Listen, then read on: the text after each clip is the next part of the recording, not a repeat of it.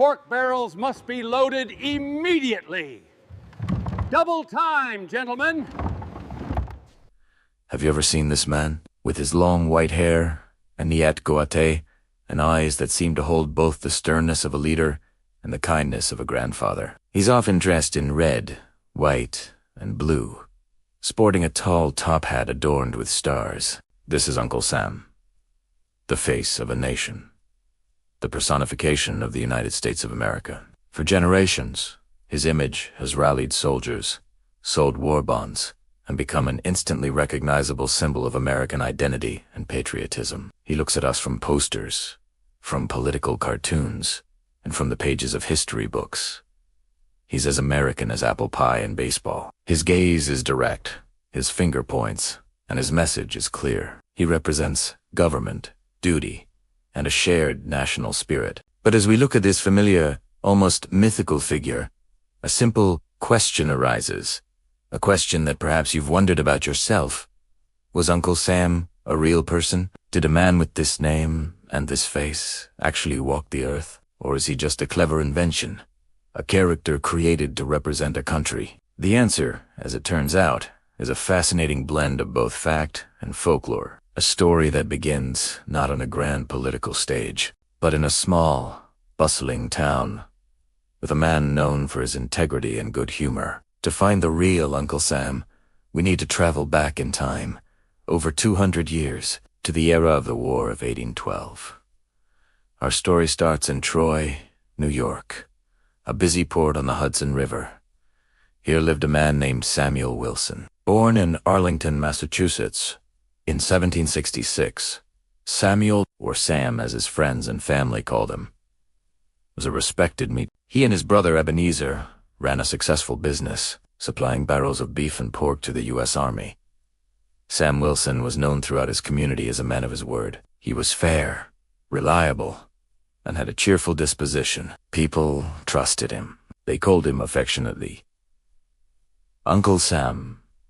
It was a common term of endearment back then, a sign of respect and familiarity for an older, well-liked member of the community. Little did anyone know that this simple nickname was about to become legendary. During the War of 1812, Sam Wilson's company secured a contract to provide barrels of meat to the American troops stationed in the North. According to regulations, all provisions for the Army had to be marked to indicate their origin and ownership. So, the workers at Sam Wilson's slaughterhouse began stamping the large oak barrels with the letters US for United States. Now, this is where the story takes a legendary turn. The soldiers, many of whom were from the Troy area, knew Sam Wilson and his reputation. When they saw the U.S. stamp on the barrels of beef, they started to joke. One day, a soldier was asked what the letters US stood for. Knowing the meat came from the respected local supplier, he quipped, "Why, that's Uncle Sam." Uncle Sam Wilson, the joke caught on like wildfire. It spread from soldier to soldier, camp to camp.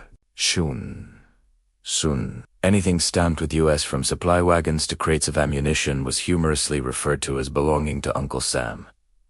The name became a piece of Army slang, a friendly shorthand for the federal government that was feeding and supplying them. It was a personal, human touch to the otherwise faceless entity of the government. Instead of their provisions coming from some distant, abstract United States, they were coming from good old Uncle Sam. The story was so charming and so popular that it soon found its way into local newspapers. People loved the idea that the government could be personified by a kind, hard-working man like Samuel Wilson. The term Uncle Sam began to appear in print, slowly but surely seeping into the national consciousness. It was a grassroots phenomenon, a nickname born from a simple joke in a time of war. But how did this friendly nickname evolve into the iconic image we know today? The man, Samuel Wilson, didn't have a goatee or a star-spangled top hat. By all accounts, he was a clean-shaven man who dressed in the typical style of the early 19th century. The visual transformation of Uncle Sam was a gradual process,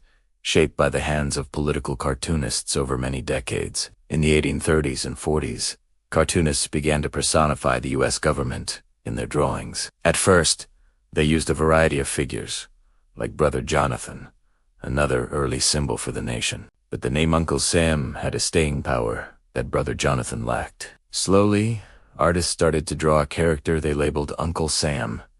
These early depictions varied wildly.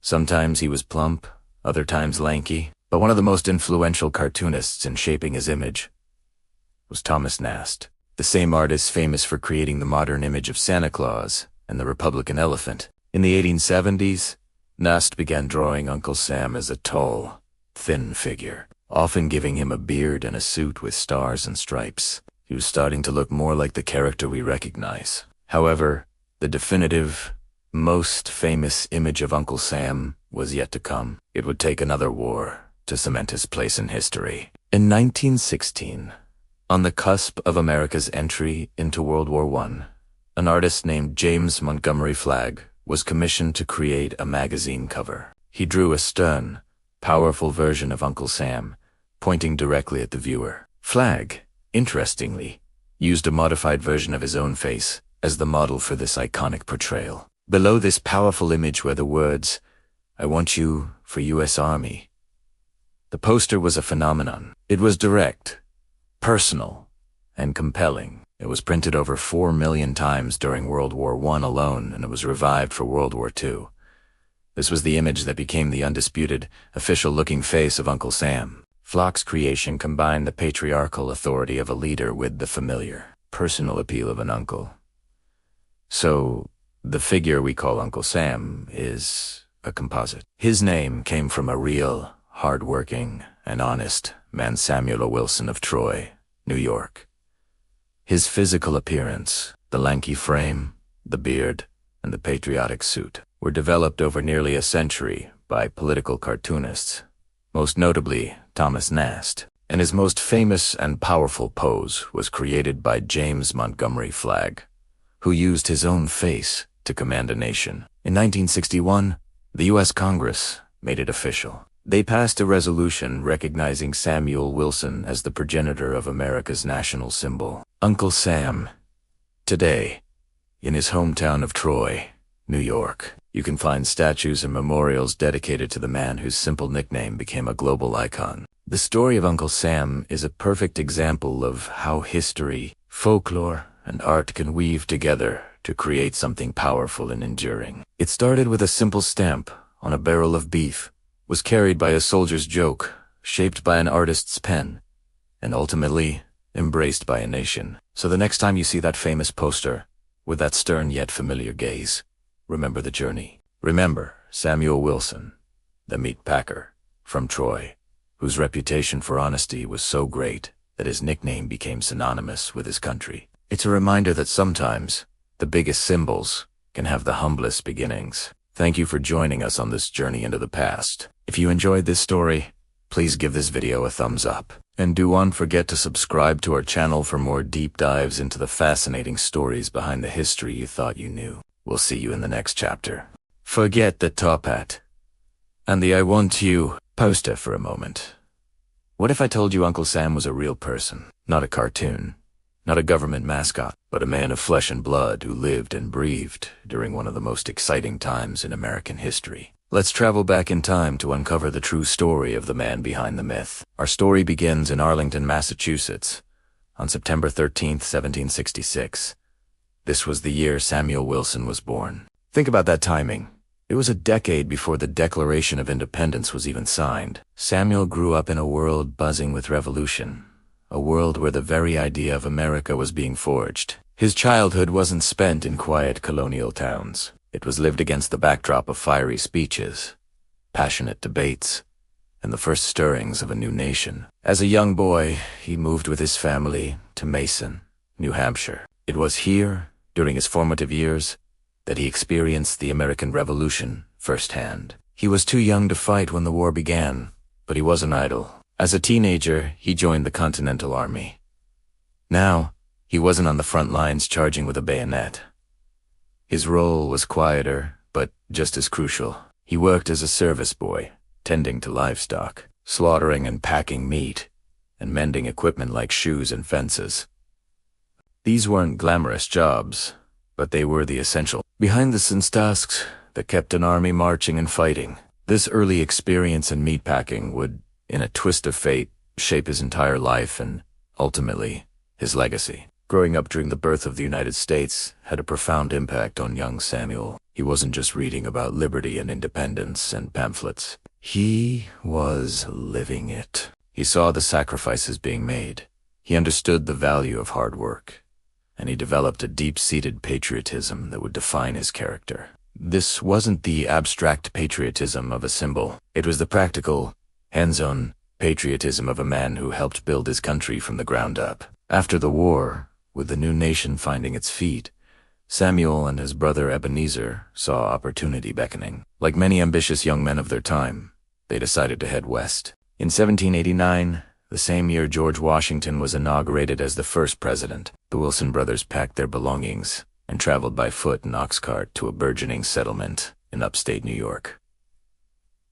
This town, Troy, was situated on the eastern bank of the Hudson River.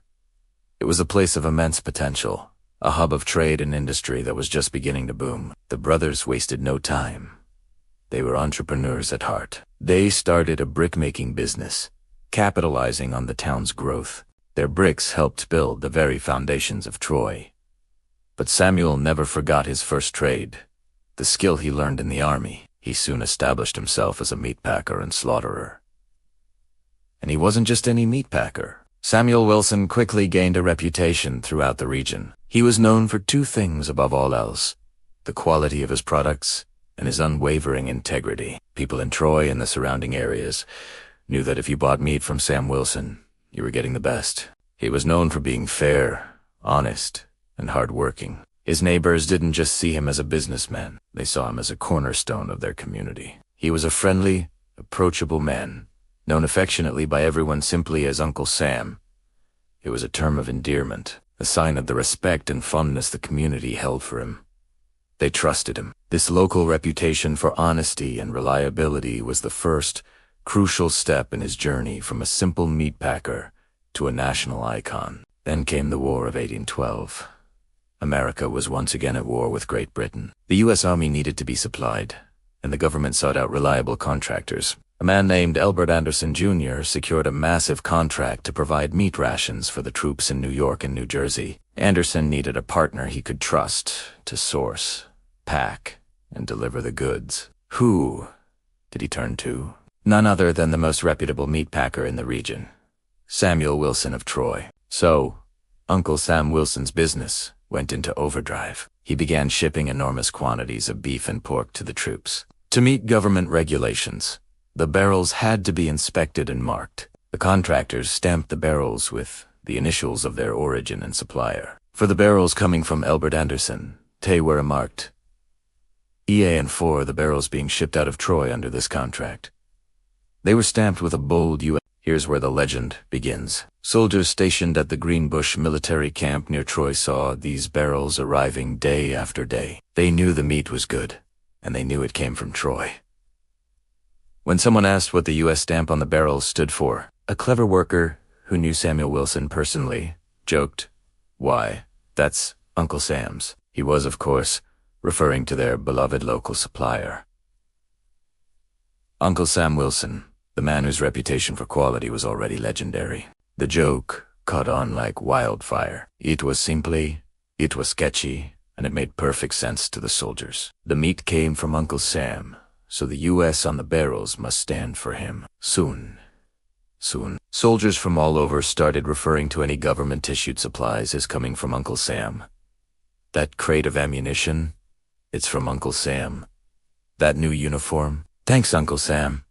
The nickname transcended the barrels of meat and became soldier slang for the U.S. government itself. The story spread from the barracks to the newspapers. The nickname was just too good to keep quiet. It was folksy, it was personal, and it gave the federal government a human face, instead of an anonymous, distant entity.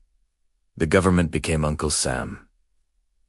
A reliable provider figure, much like the real Samuel Wilson was to his community and to the army he supplied. The name symbolized a government that looked after its people, that provided for its soldiers.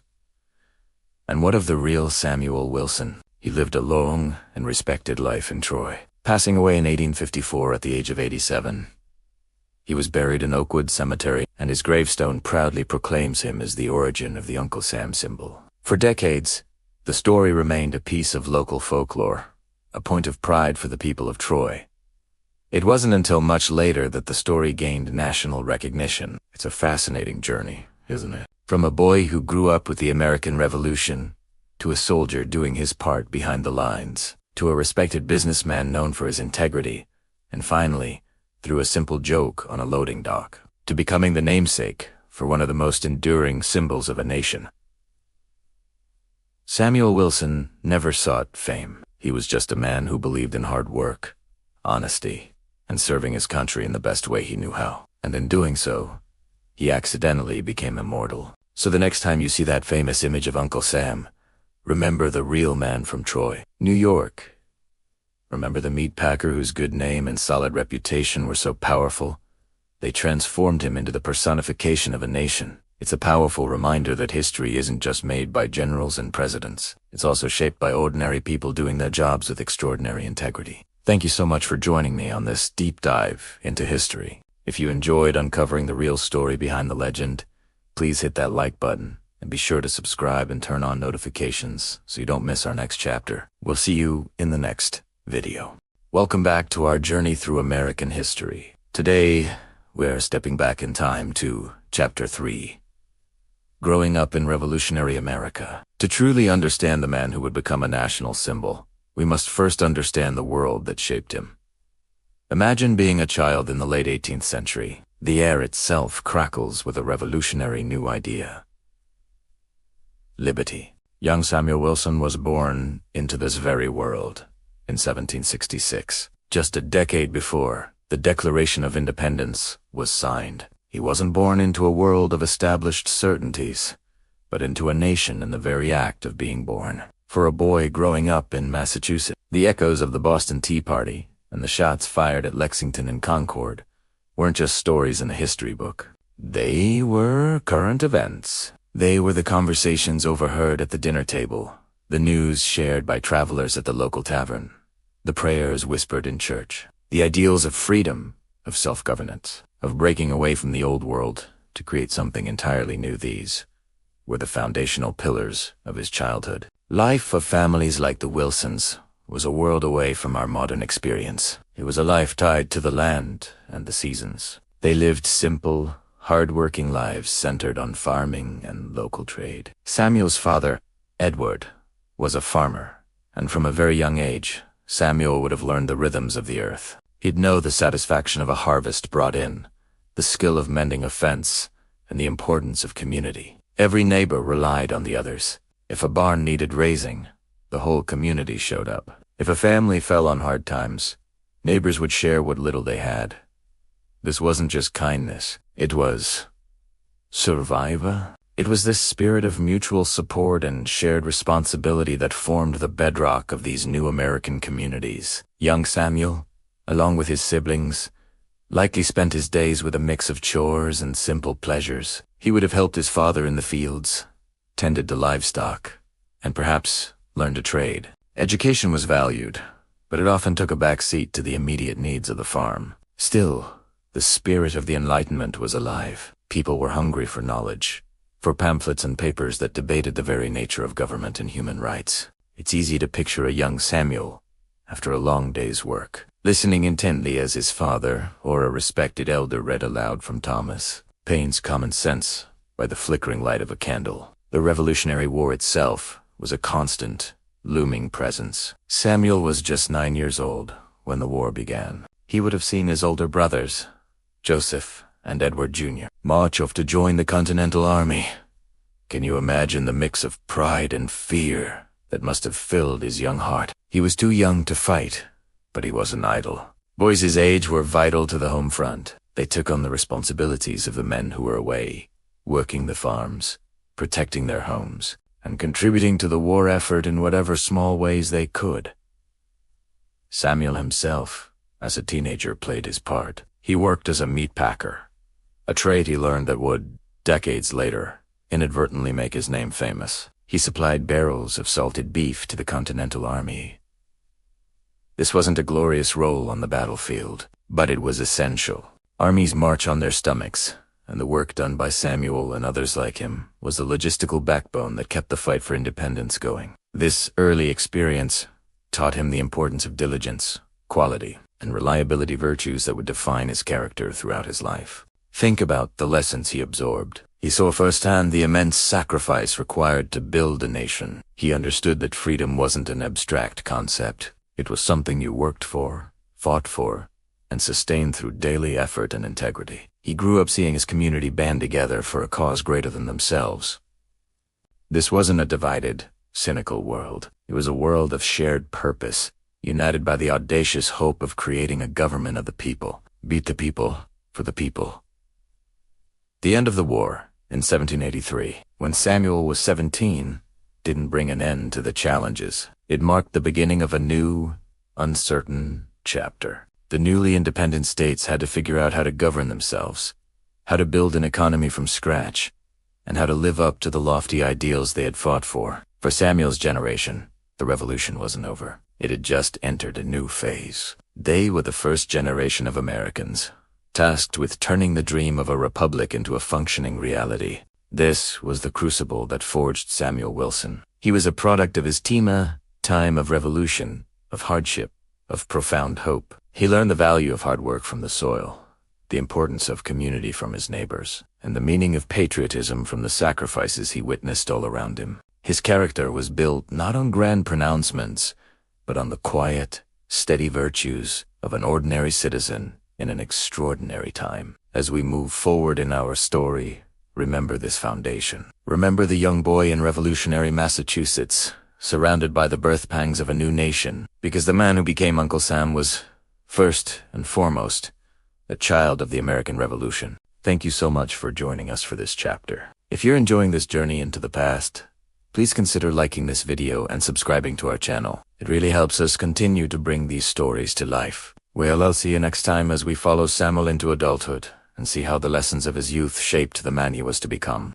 Welcome back to our journey through American history, tracing the steps of remarkable individuals who shaped the nation. In our last chapter, we left Samuel Wilson as a young man, having served his country and learned the trade of a brickmaker. Now, in Chapter 4, we follow him and his brother Ebenezer as they set their sights on a new frontier of opportunity.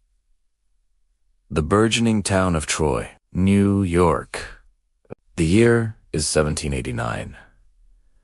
The American Revolution is won, and a new nation is finding its footing. For ambitious young men like Samuel and Ebenezer, this was a time of immense possibility. They had spent their youth in Mason, New Hampshire, but they heard whispers of a place to the west, a riverside settlement that was buzzing with energy and promise. That place was Troy, New York. Why Troy? Well, location is everything. Perched on the eastern bank of the mighty Hudson River, Troy was a natural crossroads. It was a place where farmers from the surrounding fertile lands could bring their goods, and where merchants could ship products downriver to the bustling port of New York City and beyond. The brothers saw the potential in this strategic spot. It wasn't a gamble. It was a calculated move by two savvy entrepreneurs. So, they packed their belongings and made the arduous journey from New Hampshire to New York.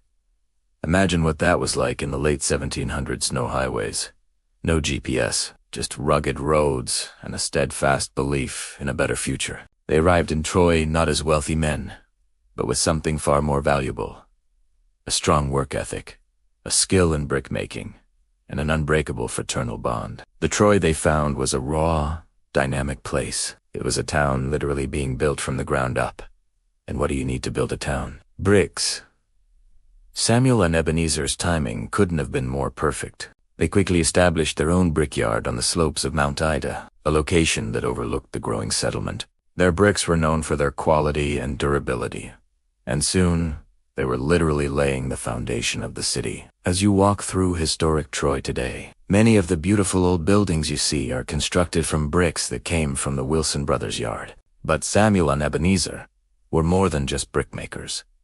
They were visionaries. They understood that to build a true empire, they needed to diversify. While the brick business boomed, they looked at the agricultural bounty flowing into Troy and saw another opportunity. They expanded into the slaughterhouse and meatpacking business. This wasn't just a side hustle, it was a major operation. Farmers would bring their livestock hogs and cattle to the Wilson brothers. Samuel and Ebenezer would then process the meat, packing it in barrels of salt brine to preserve it for long journeys.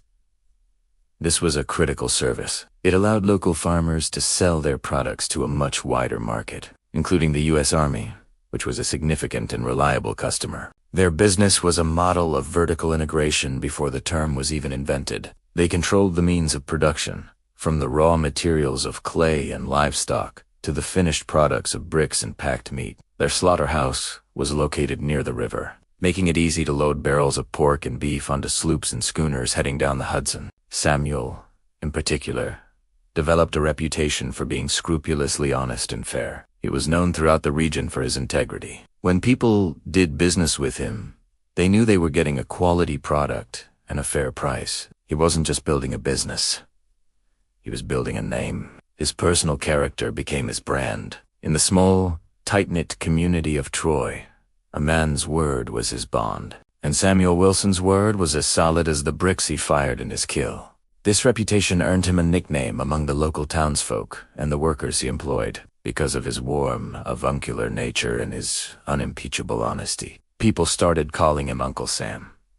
It was a term of endearment, a sign of respect for the man who was not only a major employer but also a pillar of the community. He was known for treating his employees well, for his community involvement, and for his steadfast, down-to-earth demeanor. He was the kind of person you could trust, the kind of person you'd be proud to call your neighbor. As the 18th century turned into the 19th, the Wilson brothers' empire flourished. Their businesses grew in lockstep with the city of Troy itself. They weren't just participating in the town's growth, they were driving it. They invested their profits back into the community, acquiring more land and expanding their operations. They weren't just residents of Troy, they were architects of its prosperity. Think about the sheer ambition and foresight this required. In a time of uncertainty, Samuel and Ebenezer saw a clear path forward. They moved to a new town, identified its needs, and worked tirelessly to meet them. They started with mud and clay and built an industry. They saw the flow of the river and the bounty of the land and created a commercial hub. Their story is a microcosm of the American dream. It's a tale of hard work, innovation, and integrity. They didn't inherit a fortune. They built one with their own hands and sharp minds. The move to Troy was the single most important decision of their lives, setting the stage for everything that was to come. They transformed a humble riverside village into a center of commerce, and in doing so, they laid the groundwork for a legacy that would extend far beyond the banks of the Hudson River. And it was here, in this bustling city they helped build, that Samuel Wilson's local nickname, Uncle Sam, would soon take on a national significance that no one, not even Samuel himself, could have ever predicted. The story of how that happened is coming up in our next chapter. Thank you so much for watching and joining us on this incredible historical journey. If you're enjoying this series, please hit that like button, subscribe to our channel, and ring the bell so you don't miss the next chapter in the amazing life of Samuel Wilson. We'll see you next time.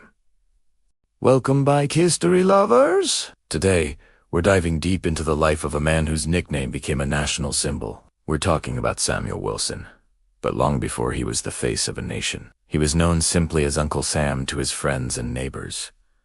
This isn't just a story about a name. It's about the character of the man behind it. So, who was Samuel Wilson? Born in 1766, he grew up in a time of revolution and nation-building. After serving in the army as a teenager, he and his brother Ebenezer moved to Troy, New York. In 1789, Troy was a burgeoning town, a hub of commerce on the Hudson River, and the Wilson brothers saw an opportunity. They were entrepreneurs, pioneers in the truest sense. They started as brick makers, literally helping to build the foundations of their new home. But their ambition didn't stop there. They soon expanded into various businesses, including a successful slaughterhouse and meatpacking operation. This is where the story really takes off. Sam Wilson wasn't your typical cutthroat businessman. By all accounts, he was the opposite. He was known throughout Troy for his unwavering honesty, his fair dealings, and his genuine kindness. He was a community man, deeply involved in local affairs and respected by everyone. People in Troy didn't call him Mr. Wilson. They called him Uncle Sam. This wasn't just a casual nickname. It was a term of endearment, a sign of the deep affection and trust the community had for him. When you bought meat from Uncle Sam, you knew you were getting a quality product at a fair price. When you made a deal with him, you knew his word was his bond. He was seen as a paternal figure, someone you could rely on, someone who looked out for his neighbors. Think about what that name implies. Uncle. It suggests familiarity, warmth, and a sense of family. It speaks to a person who is approachable, dependable, and generous. This was Samuel Wilson to a T. He was known for his good-natured humor and his steady, reliable presence. In a rapidly changing world, he was a rock for his community. This local reputation for integrity and goodness was the seed from which a national icon would grow. Now, let's fast forward to the War of 1812.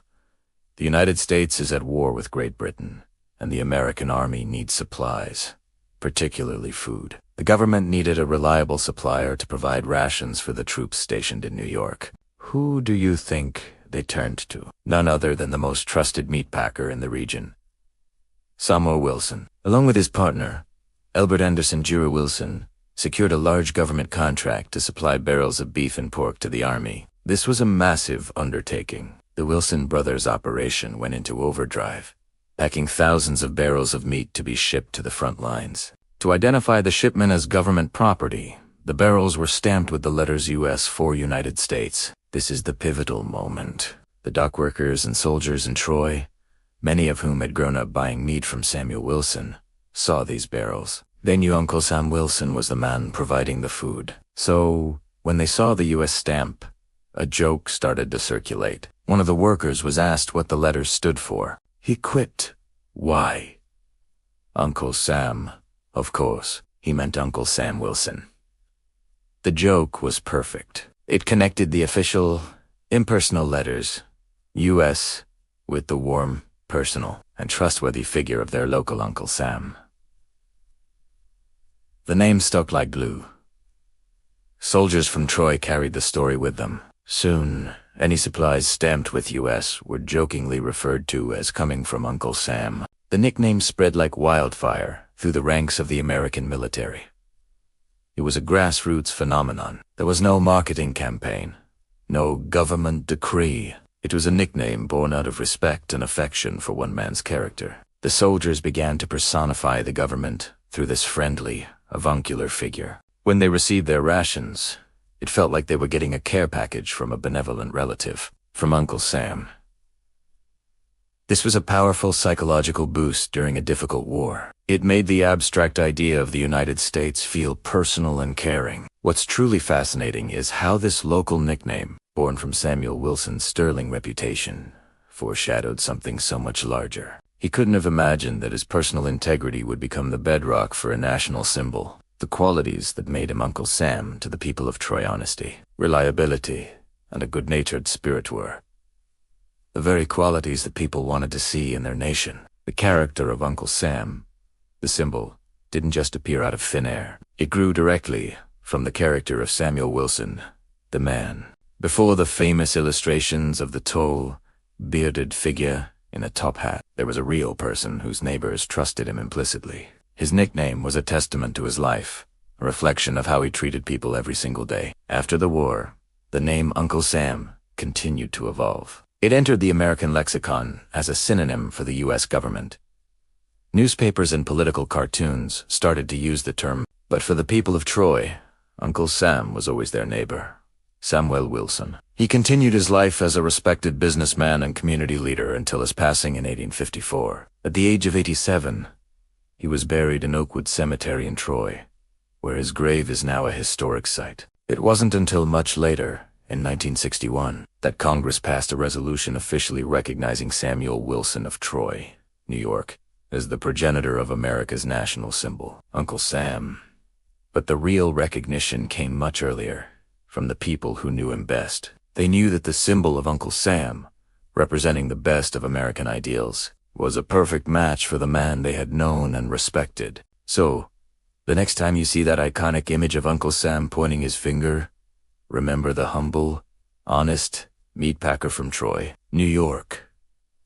Remember that the symbol's power doesn't just come from a clever drawing, but from the real-life character of a man who earned the title Uncle through a lifetime of kindness and integrity. His story is a powerful reminder that character matters, and sometimes A good name is the most valuable thing a person can have.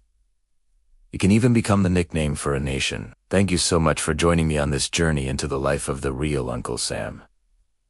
If you found this story as fascinating as I do, please hit that like button and subscribe for more deep dives into the hidden corners of history. We'd love to have you as part of our community. Until next time, stay curious. Hey everyone, and welcome back to the channel. Today, we're diving deep into a pivotal moment in American history.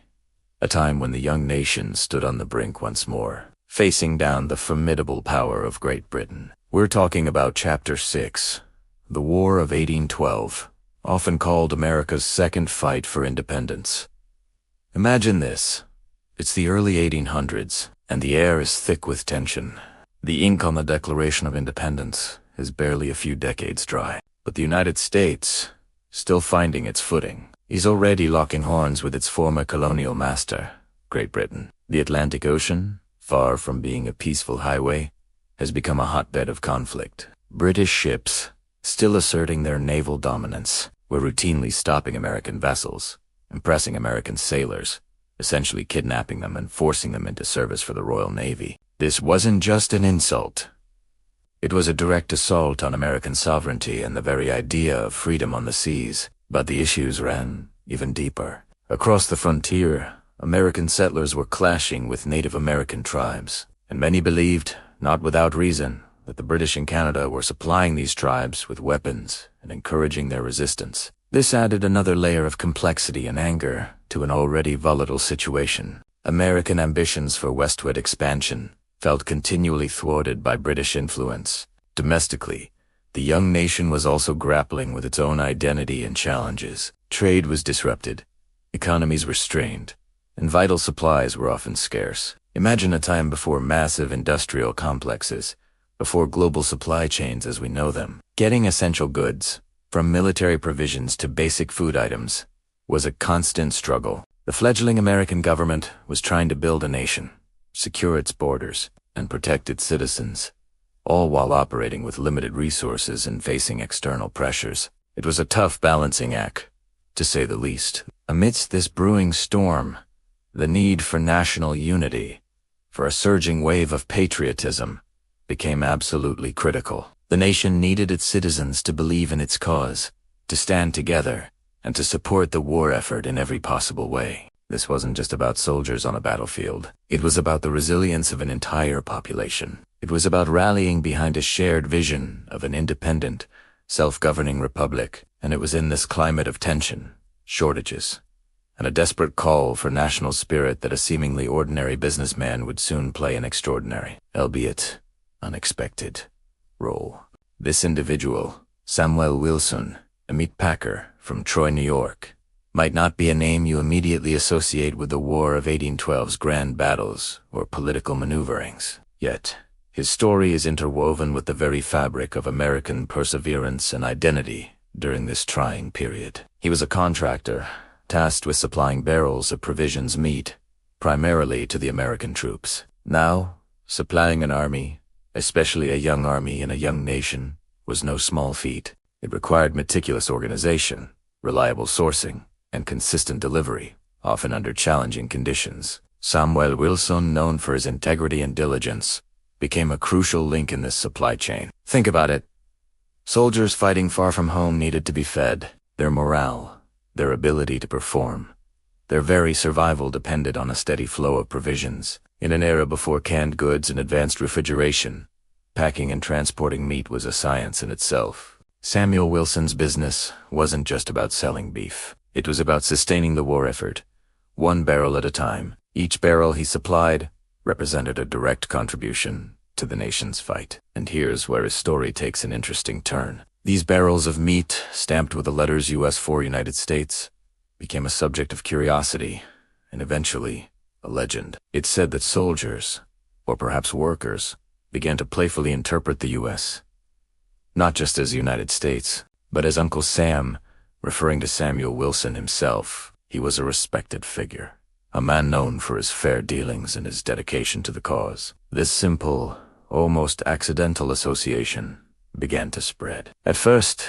it might have been a bit of an inside joke, a nod to the reliable purveyor of their rations. But as the war dragged on, and as the need for a unifying symbol grew more acute, Uncle Sam started to take on a life of its own. It became more than just a nickname for a meatpack. It evolved into a personification of the American government, the American people, and the collective spirit of the nation. When soldiers received their provisions, they weren't just getting barrels of meat. They were getting a message from Uncle Sam. A message of support, of expectation, and of the shared struggle for independence. The War of 1812 itself was a tumultuous conflict, filled with moments of both despair and triumph. From the burning of Washington, D.C. by British forces to the heroic defense of Fort McHenry, that inspired the Star-Spangled Banner, the war tested the very foundations of the American Republic. The young Navy, though vastly outnumbered, scored impressive victories on the Great Lakes, showcasing American ingenuity and determination. Andrew Jackson's decisive victory at the Battle of New Orleans, though fought after the peace treaty was signed, became a powerful symbol of American resilience and prowess. Throughout this challenging period, symbols like Uncle Sam played a vital, though often understated, role. They provided a focal point for patriotism, a friendly face for the abstract concept of government, and a rallying cry for unity. When times were tough, when supplies were short, and when morale was wavering, Uncle Sam served as a reminder that the nation was a collective effort, that everyone had a part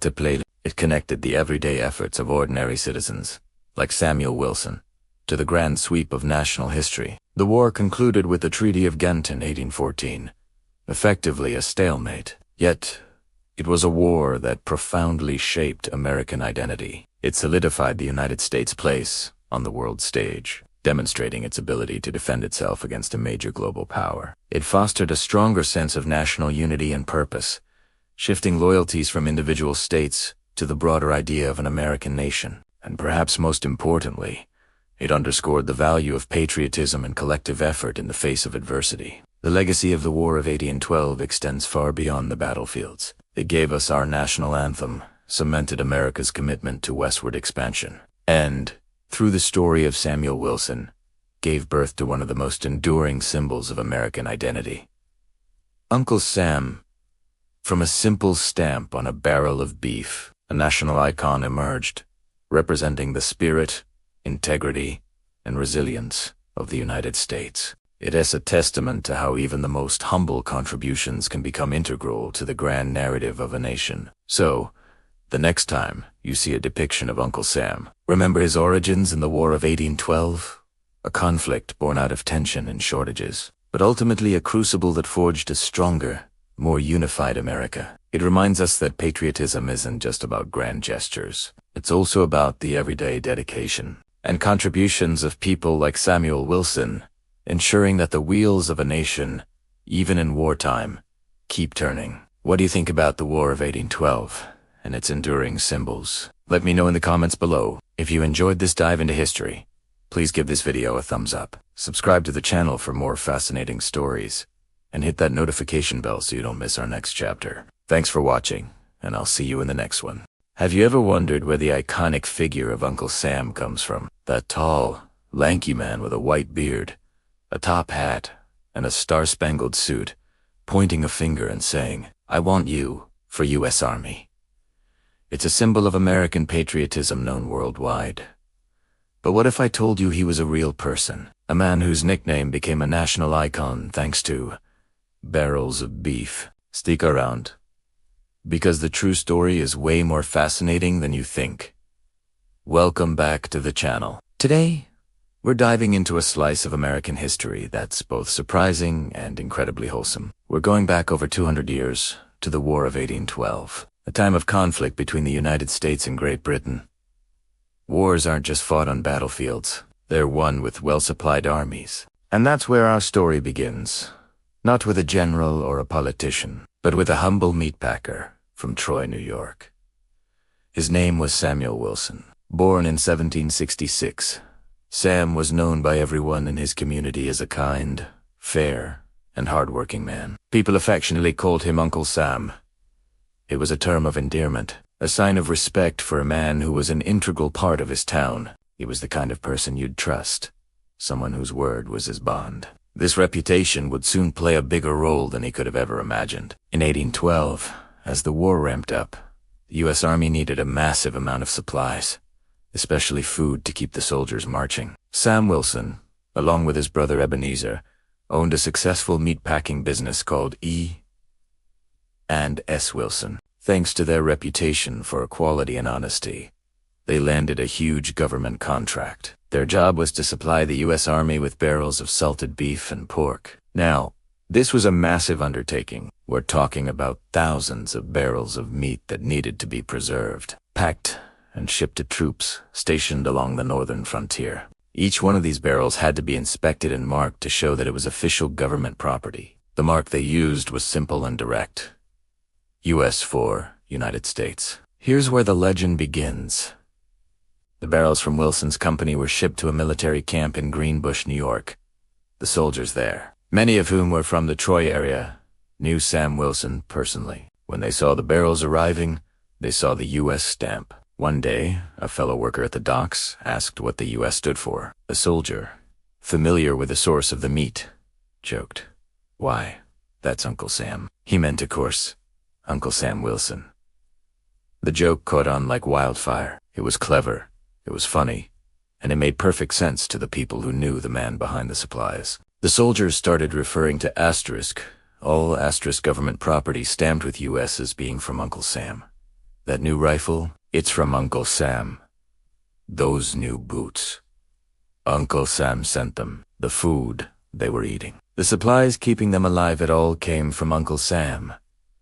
The name became a sort of shorthand for the U.S. government, but with a personal, caring touch. Think about it from a soldier's perspective. You're far from home. Facing danger and the government can feel like a distant, faceless entity. But Uncle Sam? That sounded like a relative looking out for you. It transformed the impersonal U.S. stamp into a symbol of a caring provider, a patriotic figure who was personally invested in their well-being. The nickname spread from soldier to soldier, camp to camp.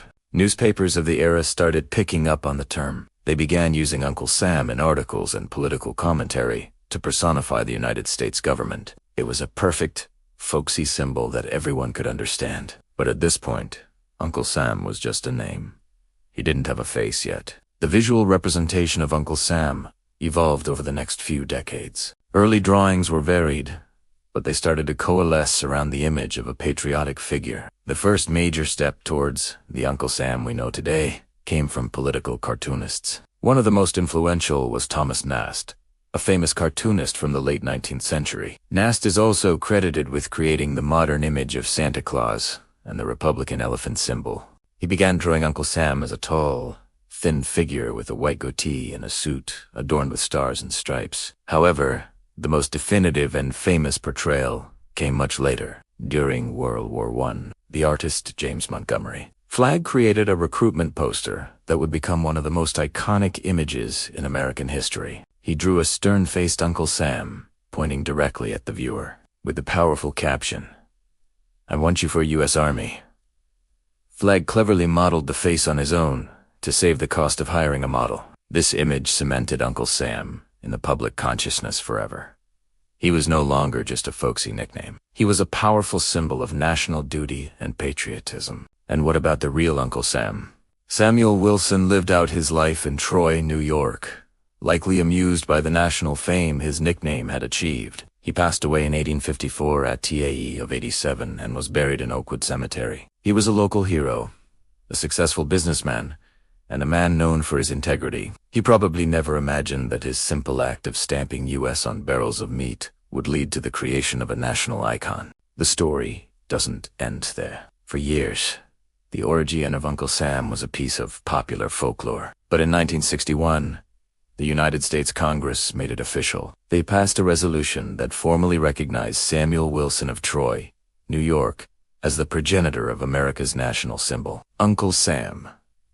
A monument was erected in his birthplace, and his hometown of Troy is still proudly known as the home of Uncle Sam. So, the next time you see that famous poster or hear a reference to Uncle Sam, remember the true story behind the legend. It's not just a cartoon character. It's a tribute to a real person, Samuel Wilson, a man whose good name and dedication to his country became so legendary that he, in a way, became the face of the nation itself. It's a wonderful reminder that history is often shaped not just by grand battles, but by the quiet integrity of ordinary people doing their part. Thanks for joining me on this historical journey today. If you found this story as fascinating as I do, please hit that like button and subscribe for more deep dives into the stories you thought you knew. And let me know in the comments what other historical figures or symbols you'd like to learn about. Until next time, stay curious. Have you ever wondered why the United States is personified as a man with a white beard and a star-spangled top hat? We all know him as Uncle Sam, but where did this iconic figure actually come from? The story is far more humble and heartwarming than you might imagine, and it all starts with a man named Samuel Wilson and some barrels of meat. Let's rewind the clock to the early 19th century, specifically the War of 1812.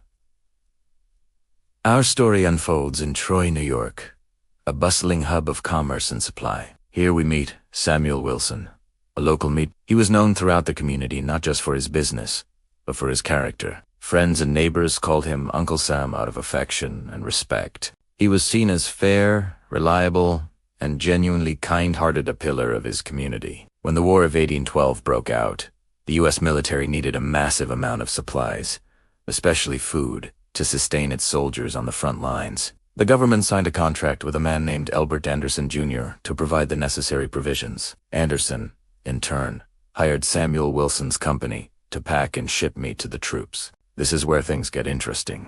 The barrels of beef and pork that Samuel Wilson and his company prepared had to be marked to show they were government property. So, workers stamped them with the letters US for, you guessed it, United States.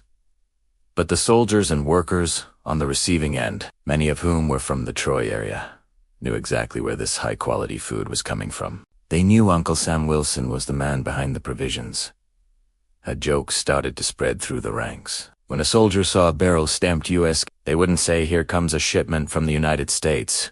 Instead, they'd quip, "Here's more food from Uncle Sam." The joke was a nod to the man they trusted, the man who was literally feeding them. It was a way of connecting the impersonal, bureaucratic letters, US to a real person known for his integrity and generosity. The name was catchy, personal, and it stuck. Soldiers began referring to all government supplies as being from Uncle Sam.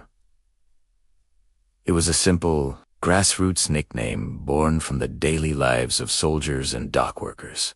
They weren't trying to create a national symbol. They were just sharing an inside joke that celebrated a man they respected. What started as a joke among a small group of soldiers quickly caught on. The phrase Uncle Sam began to travel beyond the military camps. As new recruits arrived and veterans went home, they took the story of Uncle Sam Wilson and his stamped barrels with them. The nickname started appearing in newspapers and conversations across the country.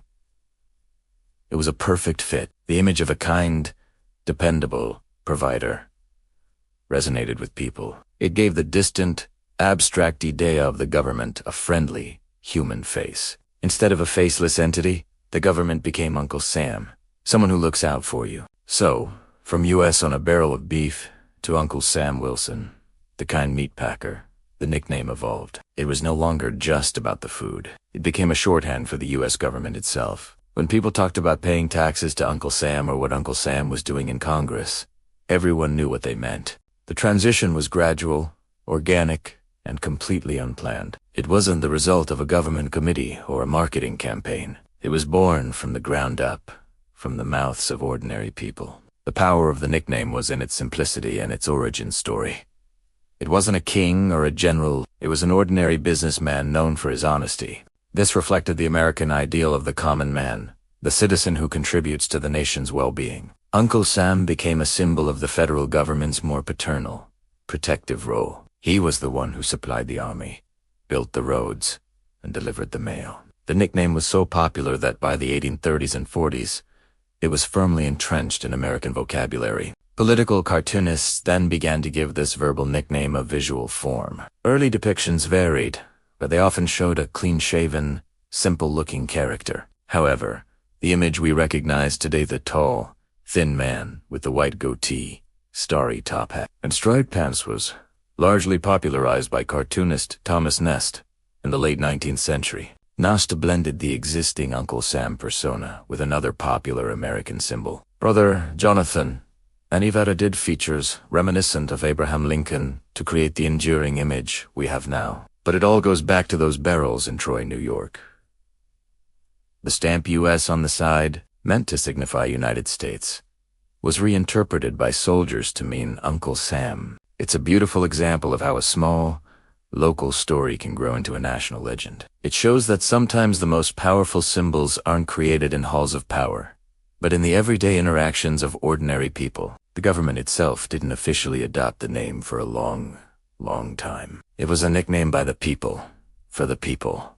Finally, in 1961, the U.S. Congress passed a resolution that officially recognized Samuel Wilson of Troy, New York, as the progenitor of America's national symbol, Uncle Sam. It was a long overdue acknowledgement of the meatpacker whose good name and quality work inspired a legend. So the next time you see that iconic poster of Uncle Sam pointing his finger, you can remember the real man behind the myth, a kind-hearted butcher from upstate New York whose personal integrity was so well known that his nickname became synonymous with an entire nation. It's a testament to the idea that character matters and that even the smallest acts of reliability and kindness can leave a lasting legacy. And that's the curious case of the stamps on the barrels and the birth of Uncle Sam. It's a fantastic piece of American folklore, rooted in a very real person and a very specific moment in history. What started as a simple joke among soldiers became a powerful and enduring symbol for the United States government. It just goes to show you that history is everywhere, even stamped on the side of a barrel. Thanks so much for watching. If you found this story as fascinating as I do, please hit that like button and subscribe for more deep dives into the hidden corners of history. We'll see you in the next video. Hello everyone, and welcome back. In our last chapter, we discovered the fascinating origins of Uncle Sam within the bustling army camps of the War of 1812. We learned how the stamp, U.S. on supply barrels, meant for the United States, was playfully reinterpreted by soldiers to mean Uncle Sam, a nod to the beloved local meatpacker, Samuel Wilson. But how did this inside joke, this piece of camp slang, break out of its military confines and become a national symbol? Today, in Chapter 9, we're following that journey from the muddy trenches to the main streets of America, as a simple nickname transforms into the very personification of a nation. The end of the War of 1812 and 1815 was a pivotal moment. Thousands of soldiers, sailors, and militiamen, who had been living and fighting together, began their long journeys home. They came from every corner of the young nation, from the farmlands of New England to the frontiers of the Ohio Valley, and they carried more than just their muskets and memories of battle. They carried stories, songs, and a shared language forged in the crucible of war. Within that lexicon was a friendly, familiar name, Uncle Sam. Imagine a soldier returning to his small town in Vermont or his family farm in Pennsylvania. He's greeted as a hero. At the local tavern or around the dinner table, people are hungry for stories. They want to know what life was really like. When the soldier talks about his supplies, the barrels of salted beef that kept him alive, he doesn't just say the U.S. government sent them. He says, "Oh, old Uncle Sam took good care of us." The name is affectionate. It's relatable. It transforms the faceless, distant federal government into something personal, almost familiar. It's not a bureaucratic entity. It's a caring, provider figure, just like the real Sam Wilson was to the troops in Troy, New York. This is how the term began to seep into the public consciousness organically, through word of mouth. Each returning soldier was a seed planter, scattering the name Uncle Sam in their home community. The story was a good one, easy to retell and charming in its simplicity. It was a piece of authentic soldier lore, and people loved it. Newspapers, always on the lookout for a good human interest story from the war, likely picked up on this curious term. A local editor might overhear it, ask about its origin, and publish a small article. "Have you heard what the boys in uniform are calling the government?" It might begin. These articles would then be reprinted in other papers across the country, a common practice at the time. The spread wasn't just about storytelling. It was about identity. The War of 1812 is often called America's Second War of Independence. It was a conflict that forged a stronger sense of national unity and pride. Before the war, many people identified more strongly with their state deaths, a Virginian or a New Yorker than as an American, but fighting a common enemy created a shared experience. Uncle Sam became a shorthand for this new, more unified national identity. When a soldier said Uncle Sam, he was talking about the collective us, the nation he had just fought to defend. This resonated deeply with a public eager to embrace symbols of their young, resilient country. The term also filled a linguistic and psychological need. The United States federal government is it's formal, impersonal, and a bit intimidating. Uncle Sam, on the other hand, is warm and approachable. It implies a relationship built on trust and a bit of homespun humor. In a democracy, the government is supposed to be of the people, by people. For the people, the name Uncle Sam perfectly captured this ideal. It suggested that the government wasn't some distant king or detached bureaucracy, but rather a benevolent, if sometimes stern, guardian of the nation's welfare. As the years passed, the term became more and more common. Politicians started using it in speeches to connect with voters. Political cartoonists, a powerful new force in public discourse, began to experiment with how to visually represent this Uncle Sam. Initially, there wasn't a standard image. Early depictions varied wildly. Some showed a generic, rustic-looking figure in homespun clothes, but the name itself was now firmly entrenched. To refer to government spending, one might talk about Uncle Sam's pocketbook. When discussing military matters, it was Uncle Sam's Army. The transition was complete. The nickname had successfully jumped from the confines of the military camp to the broad landscape of American public life. It was no longer just a clever joke about supply barrels. It had become a powerful and enduring piece of American folklore, a shorthand that carried with it the values of reliability, national pride, and a uniquely American brand of informal familiarity. The government was no longer an abstract concept. It now had a name and was on its way to getting a face. The character of Uncle Sam was born, and he was here to stay. This incredible journey from a simple stamp to a national icon shows the power of language and shared stories in shaping a nation's identity. It's a testament to the soldiers who, in their own small way, gave their country one of its most lasting symbols.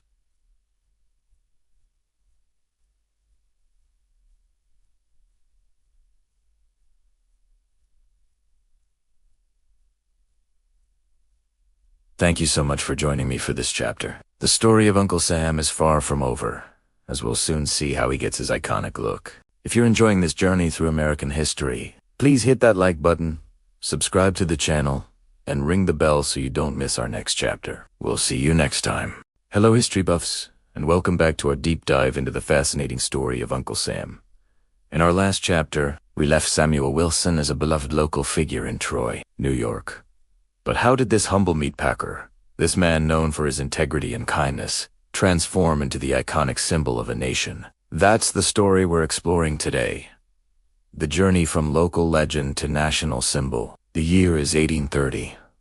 Samuel Wilson is still alive, a respected elder in his community. The story of Uncle Sam, the honest supplier to the U.S. Army, is a well-worn piece of local folklore in Troy. It's a story told with pride, a testament to the character of one of their own. But at this point, it's still just that, a local story. For the rest of America, Uncle Sam is a vaguely humorous nickname for the U.S. government. Its specific origins, unknown and largely unimportant. That, however, was about to change, thanks to the power of the printed word. The 19th century was the golden age of newspapers. As printing technology advanced, newspapers became cheaper and more widespread than ever before. They were the internet of their day, connecting disparate parts of a rapidly expanding country, and they were hungry for content, especially stories that captured the American spirit. The first major breakthrough for Samuel Wilson's story came in 1830, when an article appeared in the New York Gazette. It recounted the now familiar tale of the army barrels stamped with U.S. and the witty explanation that it stood for Uncle Sam Wilson. The article was a hit. It was reprinted in other newspapers, traveling from city to city, state to state. For the first time, The origin story of this national nickname was being circulated on a mass scale. Imagine reading this story in a Boston coffee house or a Philadelphia tavern. At a time when America was still forging its identity, this tale was perfect.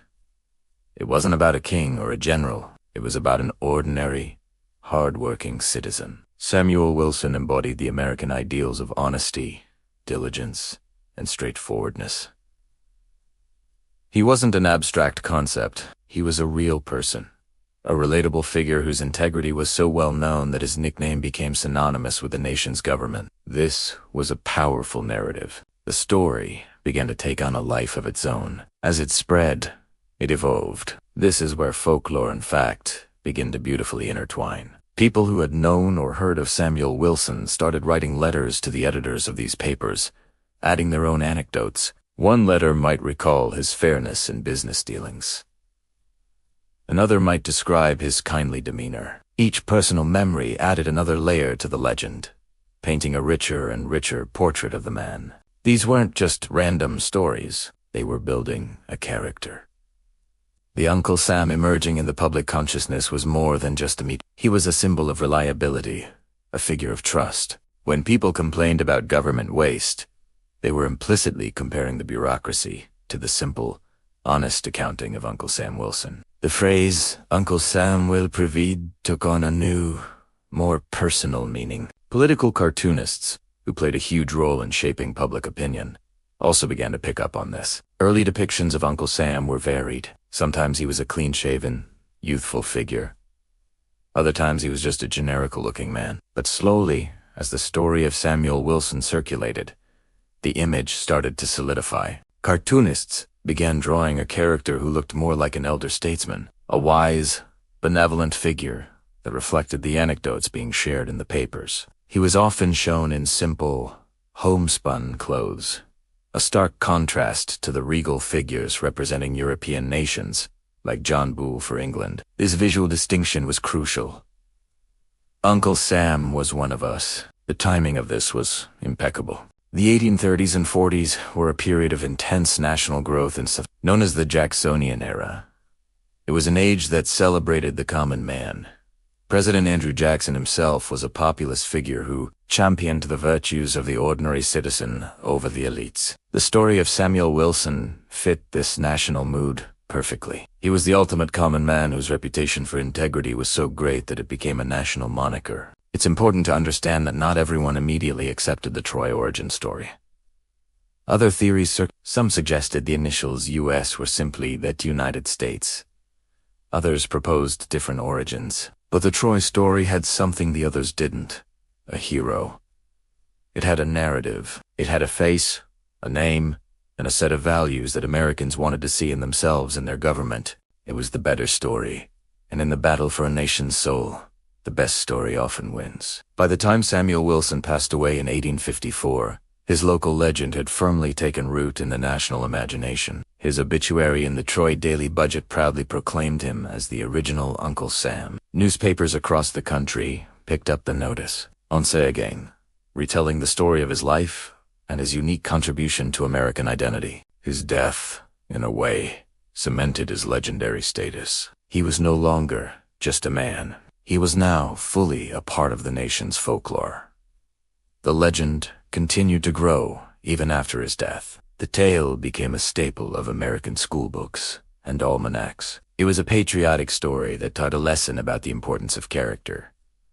The real Uncle Sam was a model citizen. He was proof that an ordinary person, through simple honesty and hard work, could leave a lasting mark on the country. This transition from a local joke among soldiers and dock workers in Troy to a nationally recognized symbol is a powerful example of how a nation builds its mythology. It wasn't a top-down process decreed by the government. It was a grassroots phenomenon, powered by word of mouth, amplified by newspapers, and embraced by a public that was looking for heroes they could relate to. As America headed towards the immense trial of the Civil War, the need for unifying symbols became more critical than ever. The nation needed a figurehead that represented the Union and its core principles. And there he was, Uncle Sam, the honest, reliable patriarch, a man of the people from the North, ready to represent the entire nation. The next phase of his transformation from a folkloric character into the powerful, commanding image we know today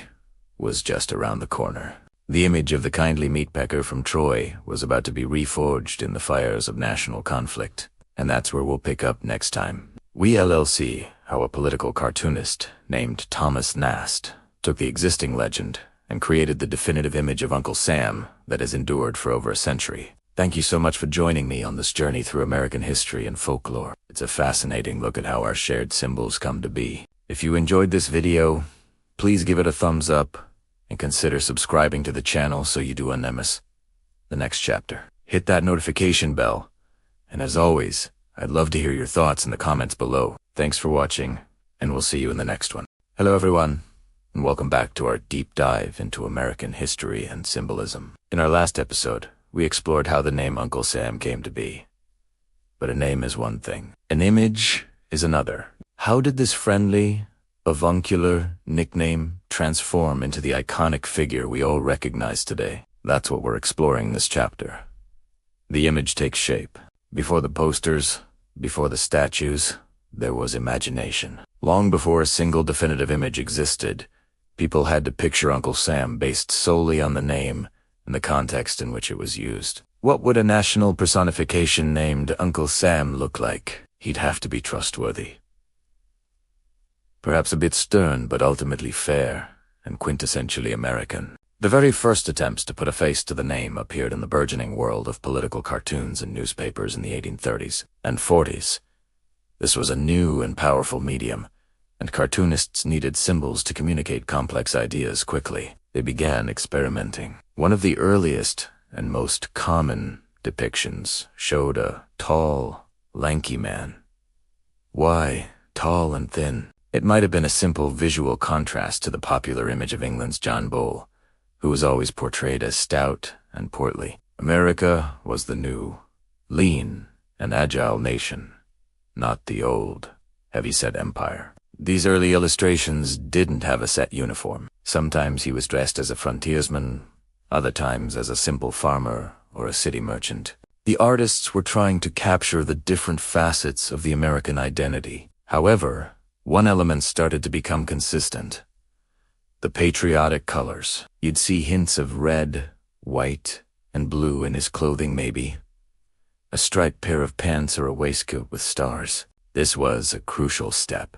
The colors immediately linked this character not just to a generic American, but to the nation itself, represented by its flag. One interesting version from this era was a character named Brother Jonathan. For a time, Brother Jonathan and Uncle Sam were used almost interchangeably to represent the United States. Brother Jonathan was often portrayed as a savvy, plain-speaking New Englander. He was the trickster, the clever Yankee who could outsmart his foreign rivals. He often wore a tall hat and striped trousers, elements that would later be absorbed into the Uncle Sam image. Think of them as two sides of the same coin. Brother Jonathan was the cunning, everyday citizen, while Uncle Sam was the more authoritative, governmental figure. As the 1840s and 50s rolled on, these two figures started to merge. The public seemed to prefer the name Uncle Sam, with its familial and trustworthy connotations, so cartoonists began to blend the features. They took the lanky frame and patriotic clothes they'd been experimenting with for Uncle Sam and combined them with the tall hat and sometimes the goatee of Brother Jonathan. You can see this evolution happening in real time if you look through newspapers of the period. One week, a cartoon might feature Brother Jonathan. A few months later, a very similar-looking character appears, but the caption calls him Uncle Sam. This was a messy, organic process. There was no committee deciding on the official look. It was a visual conversation happening in public, driven by dozens of different artists, each adding their own small touch. They were all trying to answer the same question. What does America look like in human form? They were drawing on shared ideas of what it meant to be American independent, resourceful, a little rustic, and fiercely patriotic. During the American Civil War in the 1860s, the image of Uncle Sam became even more important. He was used in cartoons to represent the Union cause. In the North, he was depicted as a resolute, determined figure, guiding the nation through its darkest trial. He was often shown protecting Abraham Lincoln or wrestling with the personification of the Confederacy.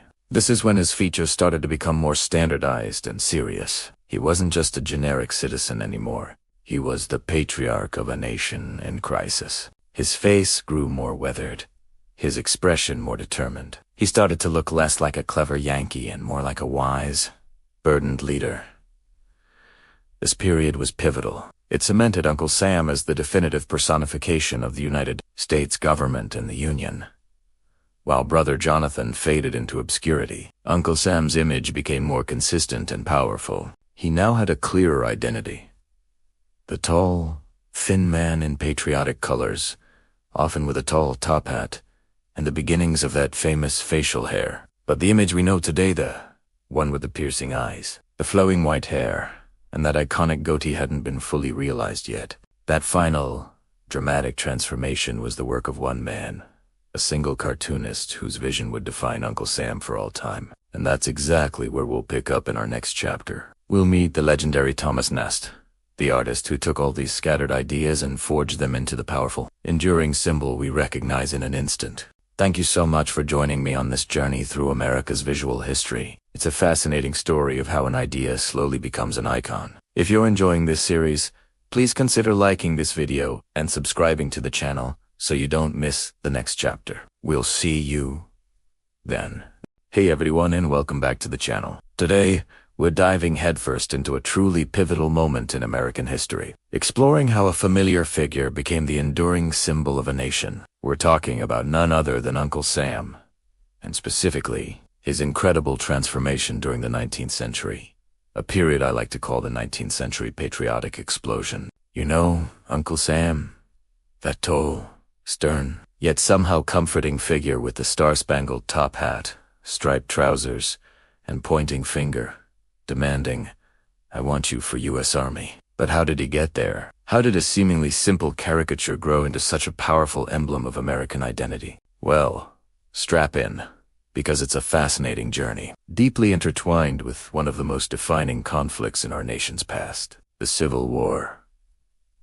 When the 19th century first dawned, Uncle Sam was still finding his footing. He was around, sure, often seen in political cartoons, but he wasn't yet the universally recognized and revered icon he would become. He was more like a general personification of the United States, a friendly, sometimes goofy, representation. However, as the century progressed and the nation faced unprecedented challenges, Uncle Sam's role began to shift dramatically. The growing pains of a young republic, coupled with burgeoning national pride, started to imbue him with deeper meaning. But it was truly the American Civil War, from 1861 to 1865, that acted as the ultimate crucible for Uncle Sam's symbolic power. This wasn't just a war, it was a crisis of national identity, a fight for the very soul of the United States. And in times of such profound division and uncertainty, symbols become incredibly potent. People crave figures that embody their ideals, their hopes, and their unity. During this tumultuous period, Uncle Sam wasn't just a character in a cartoon. He became the visual embodiment of the federal government itself. Think about it. A nation tearing itself apart, states seceding, families divided. Who represented the idea of a unified United States? Who could stand for the Union and its fight to preserve itself? Uncle Sam stepped into that role with an undeniable force. He was depicted in countless newspapers, pamphlets, and broadsides, often urging citizens to enlist, to support the war effort, or to remain loyal to the Union. His image became synonymous with the federal government's strength, its unwavering resolve, and its ultimate goal of preserving the nation. Artists and cartoonists leveraged his image to rally public sentiment, to inspire patriotism, and to convey crucial messages about duty and sacrifice. Before the war, Uncle Sam might have been seen as a somewhat informal, even whimsical, figure. But the sheer gravity of the Civil War transformed him. He gained a gravitas, a seriousness that reflected the immense stakes of the conflict. He wasn't just America anymore. He was the embodiment of the United Asterisk States, the protector of the Union, and the voice of federal authority. This period also saw a significant evolution in his visual representation. While his basic elements, the stars, stripes, and tall hat, were generally present, his demeanor became more authoritative.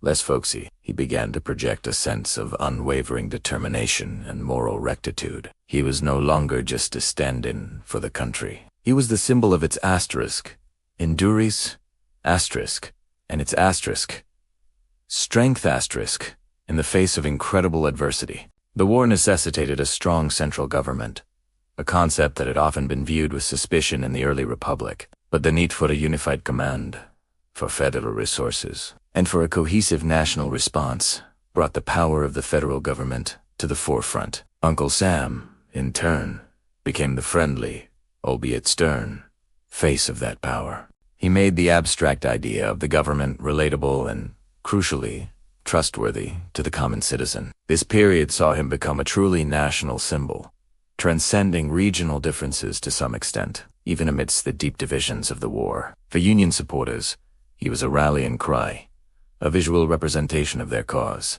He spoke to their shared history, their Republican ideals, and their belief in the future of a united America. So, when we look at Uncle Sam today, with his iconic posture and powerful gaze, we're seeing the legacy of this 19th century transformation. The Civil War didn't just change the political landscape of America. It fundamentally reshaped its symbolic identity, elevating Uncle Sam from a character to an institution. He became more than just a personification. He became a guardian of national unity and a testament to the federal government's enduring strength. It was a time when a simple drawing became the heartbeat of a nation fighting for its very existence. And that, my friends, is the incredible story of Uncle Sam's rise during the 19th century patriotic explosion. His image reminds us of a time when national pride and the need for unity forged an unbreakable symbol. I hope you enjoyed this deep dive into history. If you found this fascinating, please give this video a thumbs up, share it with your friends, and don't forget to hit that subscribe button and the notification bell so you don't miss our next historical journey. Thanks for watching, and I'll see you in the next one. Hey everyone, and welcome back to the channel. Today, we're diving into a fascinating corner of American history, exploring how one brilliant mind shaped some of our most iconic national symbols. You know Uncle Sam, right? That tall, stern, patriotic figure pointing his finger, telling you, "I want you for U.S. Army." Well, that image, that powerful visual, wasn't always so clear. In fact, it took a remarkable political cartoonist named Thomas Nast to truly standardize Uncle Sam's look and make him recognizable from coast to coast. Think about it. Before Nast, Uncle Sam was a bit all over the place. Different artists had their own interpretations, and there was no single, unifying image that everyone instantly recognized. But Nast, with his incredibly influential pen, changed all that. He gave Uncle Sam the iconic stars and stripes, the goatee, the top hat, all the elements that make him unmistakable even today. And he did it with such skill and impact that his depictions became the standard. It's an incredible testament to the power of art and its ability to shape national identity. Now, you might be thinking, Thomas Nast? Where have I heard that name before? And if you have, it's probably because this isn't the only famous figure Nast helped define. He did the exact same thing for Santa Claus. Yes, the jolly, red-suited, white-bearded Santa we all know and love today. Much of that imagery comes directly from Thomas Nast's drawings. So, this guy had a knack for creating enduring symbols that resonated deeply with the American public, and Uncle Sam was one of his most powerful creations. Nast's work wasn't just about drawing pretty pictures. It was about communication. In an era before widespread photography and television, political cartoons were a primary way to convey complex ideas, critique politicians, and rally public opinion. His cartoons were published in influential magazines like Harper's Weekly, reaching millions of Americans and shaping their understanding of current events. When Nast drew Uncle Sam, he wasn't just creating a character. He was giving a face to the nation itself, embodying its values, its struggles, and its aspirations. He used Uncle Sam to comment on everything from the Civil War to Reconstruction, from political corruption to social justice issues. Uncle Sam became a silent, yet incredibly powerful, voice in the national conversation. When Uncle Sam was depicted as strong and resolute, it inspired confidence. When he appeared weary or burdened, it reflected the nation's anxieties. Nast's ability to imbue this character with such emotional depth and symbolic weight is truly remarkable. Let's dive a little deeper into Asterisk. Why Asterisk? Nast's depictions of Uncle Sam stuck. It wasn't just about visual appeal. It was about the context and consistency. He drew Uncle Sam repeatedly, always with those distinct features, in various scenarios that resonated with the American experience. This constant reinforcement in popular media cemented Uncle Sam's image in the public consciousness. He wasn't just a fleeting character. He became a national archetype, a symbol that transcended individual issues and became synonymous with the United States itself. Consider the time period Nast was working in. The United States was a relatively young nation, still grappling with its identity, especially after the Civil War. There was a strong need for unifying symbols, figures that could represent common ideals and shared values. Uncle Sam, as envisioned by Nast, filled that void perfectly. He was a symbol of strength, integrity, and patriotism, even as Nast used him to critique perceived failings within the government or society. It has a dual nature, embodying the ideal while also holding it accountable. That made Nast's Uncle Sam so enduring. Nast's influence extended beyond just the visual. The persona he crafted for Uncle Sam, that no-nonsense, slightly stern but ultimately benevolent figure, also became part of the symbol's legacy. You can almost hear Uncle Sam speaking when you look at Nast's drawings, a sense of moral authority emanating from his gaze. This wasn't just a caricature. It was a character with a distinct personality that people could recognize and understand, a silent arbiter of American values. And it's fascinating how some artists just have that touch, isn't it? Nast wasn't the first to draw a figure representing the USA, but he was the one who made it Asterisk. He perfected the visual language, creating an icon that has lasted for over a century and a half. It speaks volumes about his artistic genius and his deep understanding of American culture and politics. We thought Nast's Uncle Sam might still be a vague, undefined concept, instead of the immediately recognizable, powerful symbol he is today. His legacy continues to this day. Every time you see an image of Uncle Sam, whether it's on a recruitment poster, a political cartoon, or a historical documentary, you're seeing the enduring impact of Thomas Nast's vision. He gave America a face, a uniform, and a personality for its national personification, shaping how we see ourselves and how the world sees us. It has a powerful reminder of how art can not only reflect society, but also actively shape it. So, the next time you encounter Uncle Sam, take a moment to appreciate the artistic genius behind his standardized image. It's a testament to Thomas Nast's incredible talent and his profound impact on American iconography. He didn't just draw pictures.